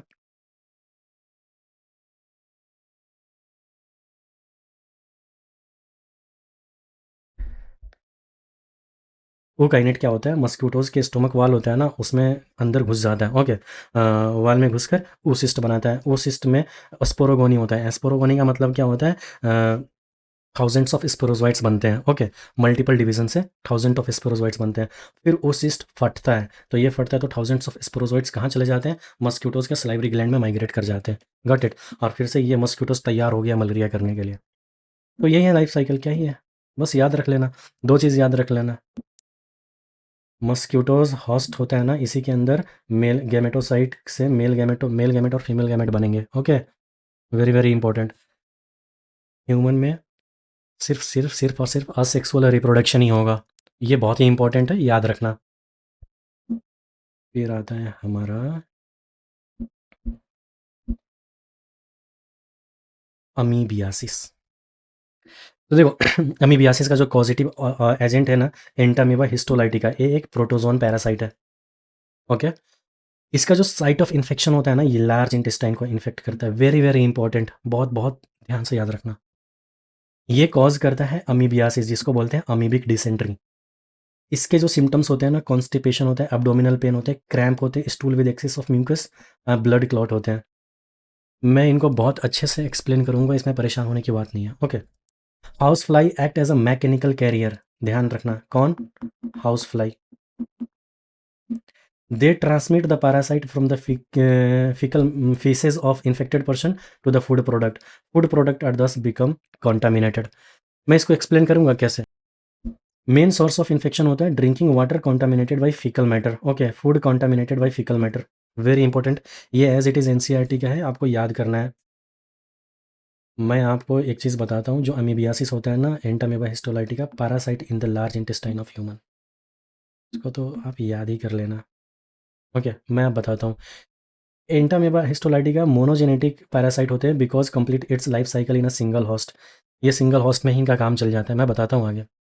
पहले बात, इन्फेक्टिव स्टेज मैच्योर सिस्ट होता है, the infective stage is the mature quadri nucleated cyst. देखो ये क्वाड्री न्यूक्लिएटेड सिस्ट है, ये ह्यूमन के माउथ में गया और फिर स्टोमक के होते हुए इंटेस्टाइन में जाएगा। मैं एक्सप्लेन कर रहा हूँ अभी। क्वाड्री न्यूक्लिएटेड सिस्ट ये होता है, क्वाड्री न्यूक्लिएटेड सिस्ट,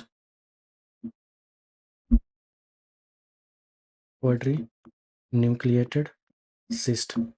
ये क्वाड्री न्यूक्लिएटेड सिस्ट जो होता है ना, इन्फेक्टिव स्टेज होता है, इन्फेक्टिव स्टेज, इन्फेक्टिव स्टेज होता है, okay. Cysts are passed with the feces of the infected person. Okay, they contaminate food and water. Housefly act as a mechanical carrier. Very important. Who is the mechanical carrier of amoebic dysentery? तो very important, house flies. फिर जैसे ये human body में entry होता है ना, तो healthy person ingest the cyst through the contaminated food and water. देखो ये कॉन्टामिनेटेड फूड एंड वाटर में ये क्वाड्री न्यूक्लिएटेड सिस्ट हो गया, ह्यूमन ने पानी पी लिया, ठीक है, तो उसके अंदर चला जाएगा। Healthy person ingest the cyst through the contaminated food and water, okay. एक सिस्टेशन होता है in the small intestine the cyst वाल डिजोल्व, ये सिस्ट का वाल होगा ना स्मॉल इंटेस्टाइन में, ये डिजोल्व हो जाएगा, ठीक है। कहने का मतलब देखो ये वाल डिजोल्व हो गया, okay. Young amoeba are released, देखो यंग अमीबा आर रिलीज्ड, तो यंग अमीबा को ट्रोफोजोइट्स बोलो, ठीक है। यहाँ पे अब ये ट्रोफोजोइट्स क्या होगा, पहले होगा दो फॉर्म में एग्जिस्ट करेगा, माइन्यूटा फॉर्म में और मैग्ना फॉर्म में। ध्यान रखना जो चीज़ याद करने वाली है, माइन्यूटा नॉन पैथोजेनिक होता है और यही माइन्यूटा क्या करता है, इंटेस्टाइनल वॉल को इन्वेड करता है मैग्ना फॉर्म में, they become magna form. Some minuta form invade the intestinal wall, they become magna form. तो मैग्ना फॉर्म जो होता है ना पैथोजेनिक होता है, वेरी वेरी इंपॉर्टेंट। ट्रोफोजोइट्स दो फॉर्म में एग्जिस्ट करेगा, पहला माइन्यूटा, सेकंड मैग्ना। यही माइन्यूटा का होता है इन्वेड कर देता है इंटेस्टाइनल वॉल पे और बिकम हो जाता है मैग्ना फॉर्म, ओके। तो सबसे पहले माइन्यूटा, माइन्यूटा क्या होता है, trophozoite reaches the large intestine. Small intestine में क्या हुआ है, स्मॉल इंटेस्टाइन में ये सिस्ट वॉल डाइजेस्ट हो गया, ओके, डिजोल्व हो गया। फिर हुआ लार्ज इंटेस्टाइन में ये ट्रोफोजोइट्स, यंग अमीबा जो ट्रोफोजोइट्स होगा लार्ज इंटेस्टाइन में जाएगा, okay. They exist in minuta form in the intestinal level, minuta form feed on bacteria and food particle, okay. Bacteria और फूड पार्टिकल को खाता है। They multiply by binary fission, देखो यहाँ तक इंसिस्टेशन नहीं, इसको बोल सॉरी, यहाँ पे लिखा हुआ एक्सिस्टेशन, एक्सिस्टेशन नहीं इंसिस्टेशन। एक्सिस्टेशन तो यहाँ पे हुआ था ना स्मॉल इंटेस्टाइन में। Large intestine minuta form transform into cyst, a protective wall is formed around them and nuclei divide to form mature quadrinucleated cyst. Encystation होगा माइन्यूटा फॉर्म का, क्वाड्रीन्यूक्लिएटेड सिस्ट बनेगा, देखो। और ये क्या होगा, cyst pass out, the mature cyst pass out with the faeces, they contaminated food and water. और फिर उसके बाद ये मैच्योर सिस्ट फिकल मैटर के थ्रू पास करेगा और ये कॉन्टामिनेट करेगा फूड एंड वाटर को, फूड एंड वाटर को। अगर कोई वो कॉन्टामिनेटेड फूड एंड वाटर खा लिया तो क्वाड्री न्यूक्लिएटेड सिस्ट उस इंसान के अंदर चला गया, ओके। फिर ये quadri nucleated cyst small intestine में जाके वाल डाइजेस्ट हो जाएगा, ट्रोफोजोइट्स रिलीज होंगे। वो ट्रोफोजोइट्स दो फॉर्म में, माइन्यूटा फॉर्म, मैग्ना फॉर्म। माइन्यूटा फॉर्म वो फिर से सिस्ट बनाएगा, मैग्ना फॉर्म में क्या करेगा, पैथोजेंस, देखो पैथोजेनिक होते हैं, ये क्या करता है, खाता है आरबीसी को, डब्ल्यूबीसी को, टिश्यूज को। Some mucosa and sub mucosa of the host, some time in mucosa and sub mucosa of the host हो भी, म्यूकोसा और सब म्यूकोसा में रहता है as a host, sorry sometimes क्या करता है, म्यूकोसा एंड सब म्यूकोसा को भी डैमेज करता है होस्ट के, होस्ट के, got it. Causes amoebiasis, abdominal pain होता है, stool with mucus and blood, flask shaped ulcer in the intestine. तो कहने का मतलब कौन सा ट्रोफोजोइट्स है जो कि अमीबियासिस के लिए रिस्पॉन्सिबल होता है, तो मैग्ना फॉर्म, वेरी इंपॉर्टेंट। और ये माइन्यूटा फॉर्म फिर से क्वाड्री न्यूक्लिएटेड सिस्ट होगा, पास आउट होगा स्टूल के थ्रू, फीकल मैटर के थ्रू, कॉन्टामिनेट करेगा फूड एंड वाटर। कोई इंसान होगा जाएगा कॉन्टामिनेटेड फूड एंड वाटर को लेगा, मतलब क्वाड्री न्यूक्लिएटेड सिस्ट को मुंह के अंदर ले लिया, गॉट इट। ऐसे फैलता है, देखो क्वाड्री न्यूक्लिएटेड सिस्ट, इसको याद रखना, पढ़ना आपको आ जाएगा ये। फिर वही है देखो, infective stage of mature cyst, quadri nucleated cyst, जो कि इन्फेक्टिव स्टेज होगा quadri nucleated cyst. Cyst was passed out with the feces of the infected person. They contaminated food. Housefly act as a mechanical carrier. Very very important. Entry to the human body जैसे food और water के through होगा। फिर एक्सिस्टेशन होगा, small intestine में क्या होगा, cyst वाल डिजोल्व हो जाएगा, सिस्ट वाल डिजोल्व हो जाएगा। फिर उनके बाद यंग अमीबा ट्रोफोजोइट्स रिलीज होंगे। और ये trophozoites minuta, trophozoite reaches the large intestine, they exist in minuta form, in the intestinal minuta form feed on bacteria and food particle, they multiply by binary fission. फिर magna form, some minuta form invade the intestinal wall, they become magna, okay. Magna form feed on RBC, WBC tissues host होते हैं, they produce ulcer and causes amoebiasis symptoms. तो very very important, amoebiasis symptoms के लिए कौन responsible है, magna form. क्या होता है फिर, इंसिस्टेशन होता है, सम माइन्यूटा फॉर्म ये वाला, some minute form transform into cyst, a protective wall is formed around them, nuclei divide to form mature quadrinucleated cyst। और ये cyst fecal matter के थ्रू जाएगा, बाहर पास आउट होगा और फूड एंड वाटर को कंटामिनेट कर देगा। कोई इंसान होगा, healthy person, another person ingest the contaminate and the life cycle repeat repeat. तो ऐसे ऐसे पैटर्न को फॉलो करते हैं। क्या हेलमिंथिक डिजीज को कंप्लीट किया जाए क्या अभी, क्या हेलमिंथिक डिजीज को कंप्लीट किया जाए।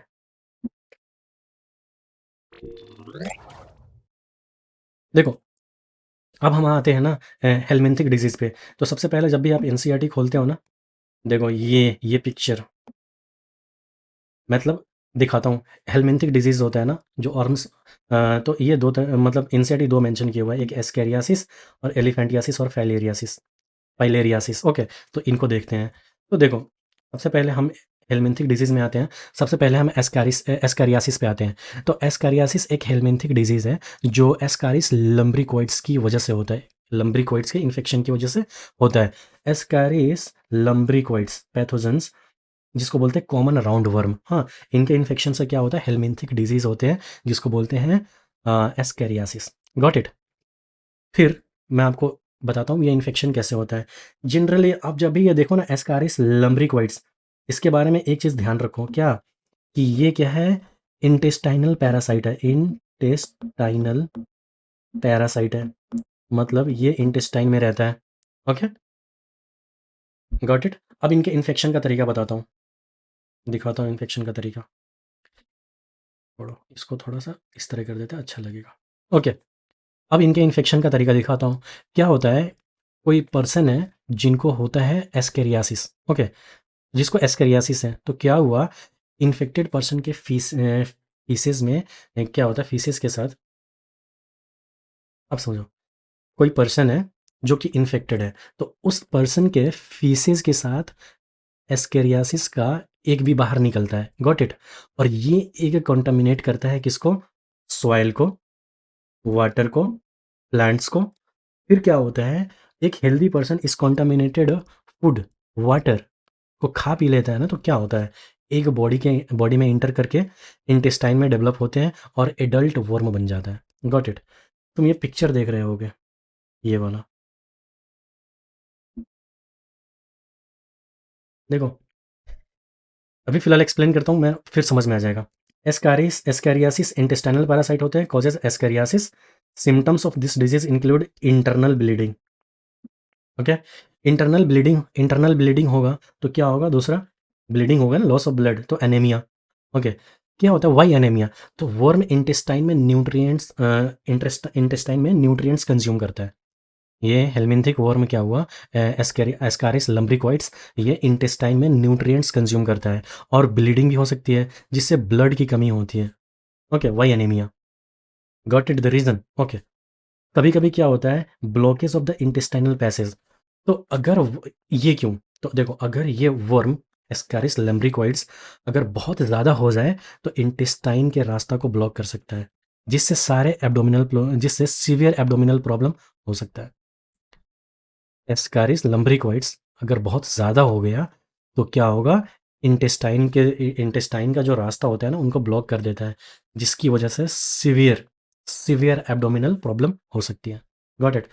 फीवर तो होगा ही, मस्क्यूलर पेन तो होगा ही। तो देखो, मैं क्या बताया, इंटेस्टाइनल पैरासाइट है, इंटेस्टाइन में ही रहता है। The egg of the parasite are excreted along the fecal feces of the infected persons, which contaminate soil, water, plants. Healthy person acquire the infection through contaminated water, vegetable, fruits. One line answer: Ascaris lumbricoides causes ascariasis. Infections occur through the contaminated food and water, and symptoms include internal bleeding, muscular pain, fever, anemia, and intestinal blockage. Very important. ये NCERT का symptoms है as it is. Okay, फिर elephantiasis और filariasis के बारे में देखते हैं। एलिफेंटियासिस और फाइलेरियासिस बहुत ईज़ी है, ठीक है? इसको समझना। मैं बताता हूँ, देखो, Wuchereria bancrofti and Wuchereria malayi. Okay, filarial worm है, ये पैथोजन है किसका, एलिफेंटियासिस का। इसी की वजह से एलिफेंटियासिस और फाइलेरियासिस होता है। मैं बताता हूँ क्या होता है। देखो, बॉडी में ब्लड वेसल्स के अलावा और भी नेटवर्क्स होते हैं, जिनको बोलते हैं लिम्फेटिक सिस्टम। ओके, उसका काम क्या होता है, टिश्यू में जो एक्सेस फ्लूइड होते हैं ना, उसको ब्लड में भेजना। और सेकंड काम, इम्यूनिटी में भी बहुत बड़ा रोल है इनका। ओके, अब तुम्हें समझ में आएगा। Wuchereria causes a slowly developing chronic inflammations of the organs in which they live for many years. कहने का मतलब, वर्म ये उचेरेरिया बैनक्रॉफ्टी एंड उचेरेरिया मैलाई, ये क्या करता है, ये वर्म कई सालों तक लिम्फेटिक वेसल में रहता है। ओके, और उससे क्या होता है, क्रोनिक इन्फ्लेमेशन होती है, लिम्फ वेसल ब्लॉक हो जाती है, लिम्फ में फ्लूइड एक्यूमुलेट होना स्टार्ट कर जाता है। होना स्टार्ट होता है, पैर बहुत ही ज़्यादा सूज जाता है। इसीलिए इस डिज़ीज़ का नाम दिया गया है एलिफेंटियासिस। इसलिए क्योंकि पैर हाथी के पैर जैसा मोटा और सूजा हुआ लगता है। Okay, they usually live in the lymphatic vessel of the lower limb. मैंने क्या बताया कि वर्म कई सालों तक lymphatic vessels of lower limb में रहता है। Okay, the disease is called elephantiasis और filariasis. Okay, the genital organ are also affected, often affected, resulting in gross deformities. Gross deformities का मतलब क्या हुआ? विजिबल चेंजेस दिखाई देना। ग्रॉस डिफॉर्मिटीज़ का मतलब हुआ कि आपको ग्रॉस डिफॉर्मिटीज़ आपको ना क्या होगा, विजिबल चेंजेस दिखाई देंगे। नॉर्मल स्ट्रक्चर का बदल जाना, हाँ, चेंज हो जाना। जैसे देखो, ये हाथी पाँव, पैर ऐसा थोड़ी होता है, लेकिन इसको इन्फेक्शन हुआ ना तो इनका पैर चेंज हो गया ना। विजिबल चेंजेस दिख रहा है ना आपको, हाथी की पैर की तरह हो गया, सूज गया, फूल गया। The pathogens are transmitted to the healthy person through the bite of a female mosquitoes vector mainly, याद रखना, very very important, mainly culex. Got it और not? One line, Wuchereria bancrofti and Wuchereria malai causes elephantiasis or filariasis, affecting the lymphatic vessel of the lower limb, very very important, and are transmitted by female mosquitoes vector, mainly Culex. Okay, quick example, quick देखो, ascariasis lumbricoids, intestinal parasite है, very very important, intestinal parasite.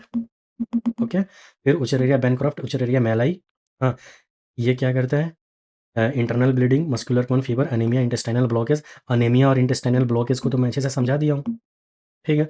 फिर इसमें होता है chronic inflammations, blockage of lymphatic vessels. हाँ, lymphatic vessels में block होना start हो जाएगा, फ्लूइड एक्यूमुलेट होना स्टार्ट हो जाएगा, जिनकी वजह से फूल जाएगा। मैंने क्या बताया कि इंसान की बॉडी में ब्लड वेसल्स के अलावा भी और भी नेटवर्क सिस्टम प्रेजेंट होते हैं, जिनको बोलते हैं लिम्फेटिक सिस्टम। इसका काम क्या होता है? टिश्यू में जो फ्लूइड होता है ना, उनको ब्लड में भेजना। ओके, और इम्यूनिटी में भी रोल अदा करता है। तो क्या करता है, इसी लिम्फेटिक सिस्टम को ही तो ब्लॉक कर देता है, तो फ्लूइड एक्यूमुलेट होना स्टार्ट हो जाता है। ओके, ये होता है contaminated water, vegetable and fruits की वजह से, और ये होता है bite of female mosquitoes vector, mainly Culex. Very very important. ये ऐसा दिखेगा, देखो, कौन? एस्कैरियासिस। एस्कैरिस को ऐसे एकदम, ये देखो थ्रेड जैसा दिख रहा है। और इसको देखो, इसको समझना है ना, एलिफेंटियासिस और फाइलेरियासिस और में कैसा दिखेगा, तो दो धागा समझ लो, दो धागा की तरह दिखेगा ये, धागा टाइप में। ये समझा दूँ क्या?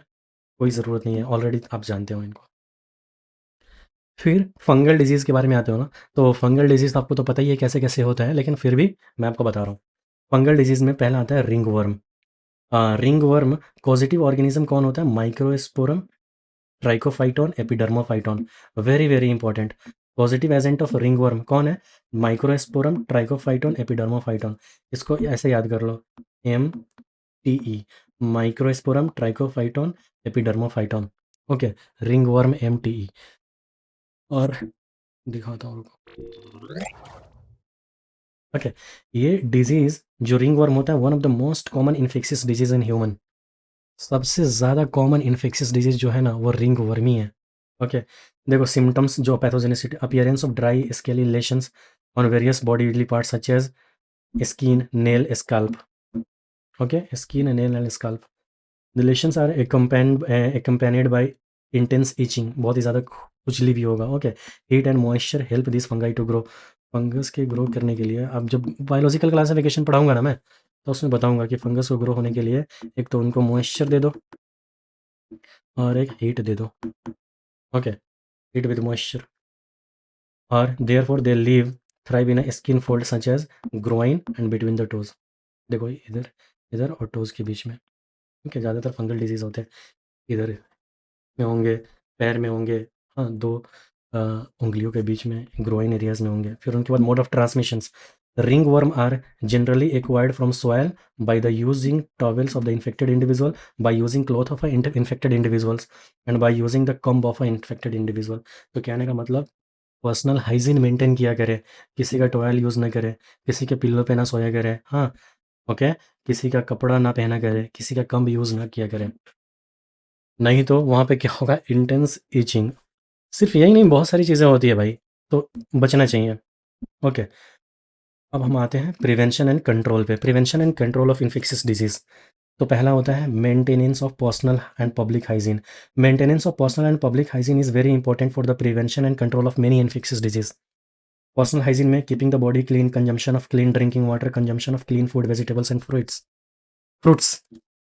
पब्लिक हाइजीन में proper disposal of waste and excreta, periodic cleaning and disinfection of water reservoir. Okay, public hygiene में देखो पानी का टंकी साफ़ है या नहीं है।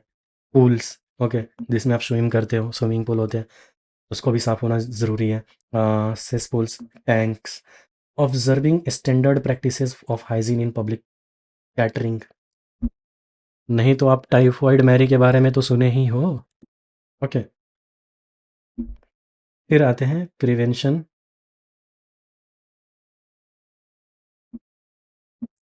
फिर आता है prevention of food and water borne disease. Just like the above measures are particularly essentials where the infectious agents are transmitted through food and water, such as typhoid, amoebiasis and ascariasis. Amoebiasis के बारे में बताया था ना, contaminated food and water के साथ quadri nucleated cyst body में चला जाता है। बॉडी में जाकर ये दो फॉर्म लेता है, मैग्ना, माइन्यूटा। ओके, कौन सा इन्फेक्टिव होता है, कौन सा नॉन इन्फेक्टिव होता है? मैग्ना इन्फेक्टिव होता है, माइन्यूटा फिर से क्वाड्री न्यूक्लिएटेड सिस्ट में बदलता है, बताया था ना मैं। और फिर ये इन्फेक्टेड पर्सन रिलीज करेगा बाहर, वो कॉन्टामिनेट करेगा फूड एंड वाटर को, और कोई पी लिया, क्वाड्री न्यूक्लिएटेड सिस्ट बॉडी के अंदर चला गया और फिर किया बीमारी। ओके, टाइफॉइड के बारे में क्या बताया था, बाहर से खाना खा लिए जो कि कॉन्टामिनेटेड हो, सल्मोनेला टाइफस है, फिर आपको हो गया। एस्कैरियासिस के बारे में क्या पढ़ा, अभी जस्ट जस्ट पढ़ा था। देखो क्या पढ़ा था एस्कैरियासिस के बारे में, क्या पढ़ा था कि the egg of the parasite are excreted along the feces of the infected persons which contaminated soil, water, plants. A healthy person acquire this infection through the contaminated water, vegetable and fruits. पता चला ना क्या है ये? तो ये तीनों food and water borne disease, sorry, food and water से होता है, कॉन्टामिनेटेड फूड एंड वाटर से होता है। Okay, prevention of the air born disease. In case of air born disease such as pneumonia and cold. मैं क्या बताया था कि किसी को न्यूमोनिया है, ओके, आप उनके सामने खड़े हो, ओके, और वो छींक मारा, तो वो पैथोजेंस आपके बॉडी के अंदर चला गया थ्रू एयर। ओके, और फिर वो किया न्यूमोनिया, एल्वियोलाई को किया डैमेज। ओके, एल्वियोलाई में जंग हुआ और उसके रिजल्ट में पानी और पस मिला। ओके, जिसकी वजह से क्या हुआ, जो नॉर्मल पीपल का जो एल्वियोलाई देखोगे, हेल्दी पर्सन का एल्वियोलाई में हवा भरा होगा, ठीक, लेकिन अगर इन्फेक्टेड पर्सन का एल्वियोलाई देखते हो तो उसमें पानी और पस भरा होता है, जिसकी वजह से एयर का एक्सचेंज आसानी से नहीं हो पाता, ब्लड में ऑक्सीजन की कमी हो जाती है, डिफ्यूज़न अच्छे से नहीं हो पाता, आदमी ब्रीथलेसनेस का प्रॉब्लम फेस करता है। Okay, common cold, rhino virus, runny nose, क्या बताया था? हाँ, राइनो वायरस के बारे में जीनोम बताया था कि आप याद कर लेना। राइनो वायरस में इन्वेलप नहीं होता, ये नाक के थ्रू आता है, नोज़ के थ्रू आता है। जब नोज़ के थ्रू आएगा तो कैसे आएगा, किसी इन्फेक्टेड पर्सन के सामने आप गए होगे, वो स्नीज आउट किया होगा, वो चला गया होगा आपके अंदर, common cold. In addition to the above measures, close contact with the infected person should be avoided. क्या बताया, पास मत जाना, contact contact with their belongings should be avoided, bag, book, table, pen, computer keyboards. Okay, prevention of a vector borne disease. Malaria और filariasis के बारे में हम अभी पढ़े। Malaria, protozoan parasite, female Anopheles mosquitoes, female Anopheles mosquitoes. Okay, filariasis, Culex, mainly Culex. Okay, the most important measure is to control and eliminate the vector, eliminate their breeding place. Vector को eliminate कर दो या उनके breeding place को eliminate कर दो। Method of controlling of vectors, अब ये देखो वेरी इंपॉर्टेंट, इसको बताता हूँ, यहाँ पे क्वेश्चन जो आएंगे। अवॉइड स्टैग्नेशन, किसको, avoid stagnation of water, okay, in and around the residential areas. Regular cleaning of house hold cooler, गर्मी के महीने में कूलर में पानी इकट्ठा हो जाता है, ओके, तो वहाँ पे भी ये वेक्टर बोर्न हो सकते हैं, हाँ, ब्रीडिंग प्लेसेस बन सकता है। Use of mosquitoes net, introducing fishes like Gambusia, very very important, ये डायरेक्ट क्वेश्चन बन के आ सकता है। In ponds that feed on mosquitoes larva, Gambusia fish जो कि मस्क्यूटोज लार्वा को खा लेता है। Spraying insecticides in ditches, drainage area and swamp, very very important. Providing door and windows with wire mesh to prevent the entry of mosquitoes, ये got it. खिड़की और दरवाजे पे कुछ ऐसा लगाओ वायर टाइप जो कि मस्क्यूटोज को एंट्री को रोके। इंपॉर्टेंस देखो, these precautions have become more important in the light of the recent widespread residence of a vector-borne Aedes mosquitoes disease such as dengue and chikungunya. Okay, vector-borne Aedes mosquitoes कौन करता है? Disease and chikungunya, very very important, आपको ये याद रखना पड़ेगा। Dengue and chikungunya का जो वेक्टर है वो कौन है? Aedes mosquitoes in many parts of the Indias. तो ये बहुत ही इंपॉर्टेंट है, इसको भूलना मत। Okay, role of vaccines and immunisations. Advancement in biological sciences have armed us to effectively deal with many infectious diseases. Vaccine and immunization program have enabled us to completely eradicate the smallpox. Vaccine आ गया ना, और जिसकी वजह से small pox completely eradicate हो गया। Diseases such as polio, diphtheria, polio के लिए inactive polio vaccine, oral polio vaccine, diphtheria के लिए DPT vaccine, okay, pneumonia and tetanus has been controlled to a large extent by the use of vaccination. तो question आएगा, कौन ऐसा vaccine था, कौन ऐसा डिजीज़ था जो कम्प्लीटली इरेडिकेट हो गया वैक्सीन के थ्रू? Small pox. किसको बहुत ही ज़्यादा लार्ज एक्सटेंट तक हम लोग कंट्रोल कर सकते हैं वैक्सीन के through? Polio, diphtheria, pneumonia and tetanus, very very important. Role of biotechnology. Biotechnology is at the verge of making available newer vaccine, safer vaccine. तो रोल इसमें याद रख लो, newer vaccine, safer vaccine. Role of antibiotics, the discovery of antibiotics and various other drugs has enabled us to effectively treat the infectious disease. Got it. तो यहाँ पे हमारा ये पूरा कंप्लीट ये चैप्टर कंप्लीट यहाँ से यहाँ तक ख़त्म होता है, ठीक है। ये एनसीईआरटी का एक एक लाइन यहाँ से लेकर infection, life style, factor affecting the health, okay. यहाँ पे देखो, हिपोक्रेट्स और इंडियन आयुर्वेदा के सिस्टम्स, ये भी देखे थे। गुड ह्यूमर हाइपोथेसिस देखे थे, कैसे हमारा मेंटल स्टेट हमारे बॉडी को इफेक्ट कर सकता है, ये भी देखे थे। हेल्थ का डेफिनेशन देखे थे, डिजीज़ देखे थे, infectious, non infectious, common cold, pathogens के बारे में देखे थे, टाइफॉइड, फिर उनके बाद टाइफॉइड के बारे में देखे थे, न्यूमोनिया के बारे में देखे, कॉमन कोल्ड के बारे में देखे, मलेरिया के बारे में देखे, पूरा पढ़े बढ़िया से एक अच्छे लेवल पे जाकर। फिर अमीबियासिस, अमीबिक डिसेंट्री को देखे।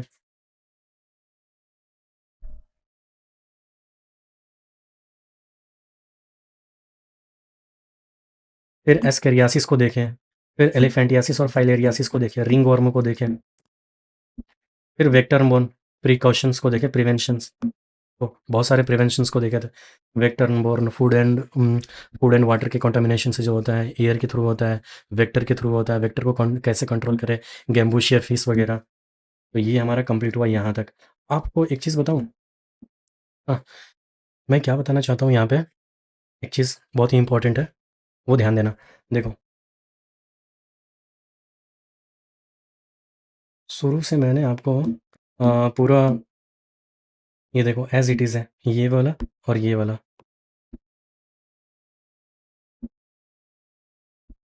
देखो एज इट इज़ है, ओके। तो मैं इनको बहुत अच्छे से एक्सप्लेन किया हूँ, मतलब आपका ये कंप्लीट हो गया। देखो, factor affecting health, genetic disorder, infection, life style, complete है ना ये वाला। फिर उनके बाद जब आते हैं ना तो हेल्थ के डेफिनेशन पे आते हैं। यहाँ पे हम लोग पढ़ते हैं हेल्थ का क्या डेफिनेशन है।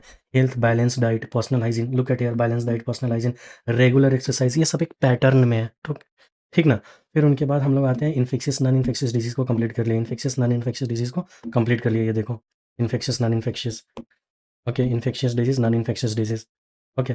Common disease in human, pathogens के बारे में देखते हैं। देखो, पैथोजेंस एंड डिजीज़ के बारे में देखते हैं। देखो यहाँ पे पैथोजेंस एंड डिजीज़ के बारे में, पैथोजेंस और डिजीज़ के बारे में। Pathogens and such disease causing pathogens must parasite therefore pathogens because they harm the host by living on them। इसी को देखें। फिर उनके बाद हम लोग आते हैं टाइप्स ऑफ डिजीज़ पे। टाइप ऑफ डिजीज़ में सबसे पहले हम पैथोजेंस का डिजीज़ जो पढ़ते हैं, टाइफाइड के बारे में पढ़ते हैं, निमोनिया के बारे में पढ़ते हैं, उसके बाद एज इट इज़ लिखा हुआ है पूरा एनसीईआरटी ही है। फिर इसमें हम लोग एक्स्ट्रा पढ़े प्लेग, डिप्थीरिया एंड डिसेंट्री के बारे में, यहाँ पे प्लेग, डिप्थीरिया, डिसेंट्री के बारे में। फिर उनके बाद हम लोग आते हैं वायरल डिजीज़ पे। कॉमन कोल्ड को एनसीईआरटी सिर्फ एक्सप्लेन किया हुआ है, लेकिन हम लोग एक्स्ट्रा में क्या पढ़े, एक्स्ट्रा में हेपेटाइटिस बी पढ़े, फिर उनके बाद पोलियो पढ़े, ठीक। फिर उनके बाद हम लोग आते हैं मलेरिया पे। मलेरिया के बारे में हम लोग बहुत अच्छे से देखें और पूरा लाइफ साइकिल को पढ़ें, ये वाले को बढ़िया से समझें। फिर हम लोग आते हैं एलिफेंटियासिस पे, क्या हुआ, अमीबियासिस पे आए, अमीबिक डिसेंट्री को देखें, सॉरी अमीबिक डिसेंट्री को भी देख लिए। फिर उनके बाद हम लोग आए इस पे हेलमिंथिक डिजीज़ पे, इसको भी देख लिए। एस्केरियासिस को भी देखें, एलिफेंटियासिस और फाइलेरियासिस को भी देखें। फिर उनके बाद हम लोग आ गए फंगल डिजीज़ पे, और फिर उनके बाद लास्ट में हम लोग पढ़े प्रिवेंशन एंड क्योर, ये वाला पैराग्राफ। तो ये सब कंप्लीट हो गया एक सिंगल लेक्चर में। तो अब हमारा ये पूरा कंप्लीट टॉपिक ख़त्म हुआ। अब नेक्स्ट में हम लोग स्टार्ट करेंगे इम्यूनिटी। तो इम्यूनिटी के बारे में भी हम लोग बहुत कुछ पढ़ेंगे, मतलब बहुत अच्छे लेवल पर जाकर समझेंगे। कोई परेशानी, कोई दिक्कत नहीं होगा, पूरे सीक्वेंस में देखेंगे। Okay, thank you very much.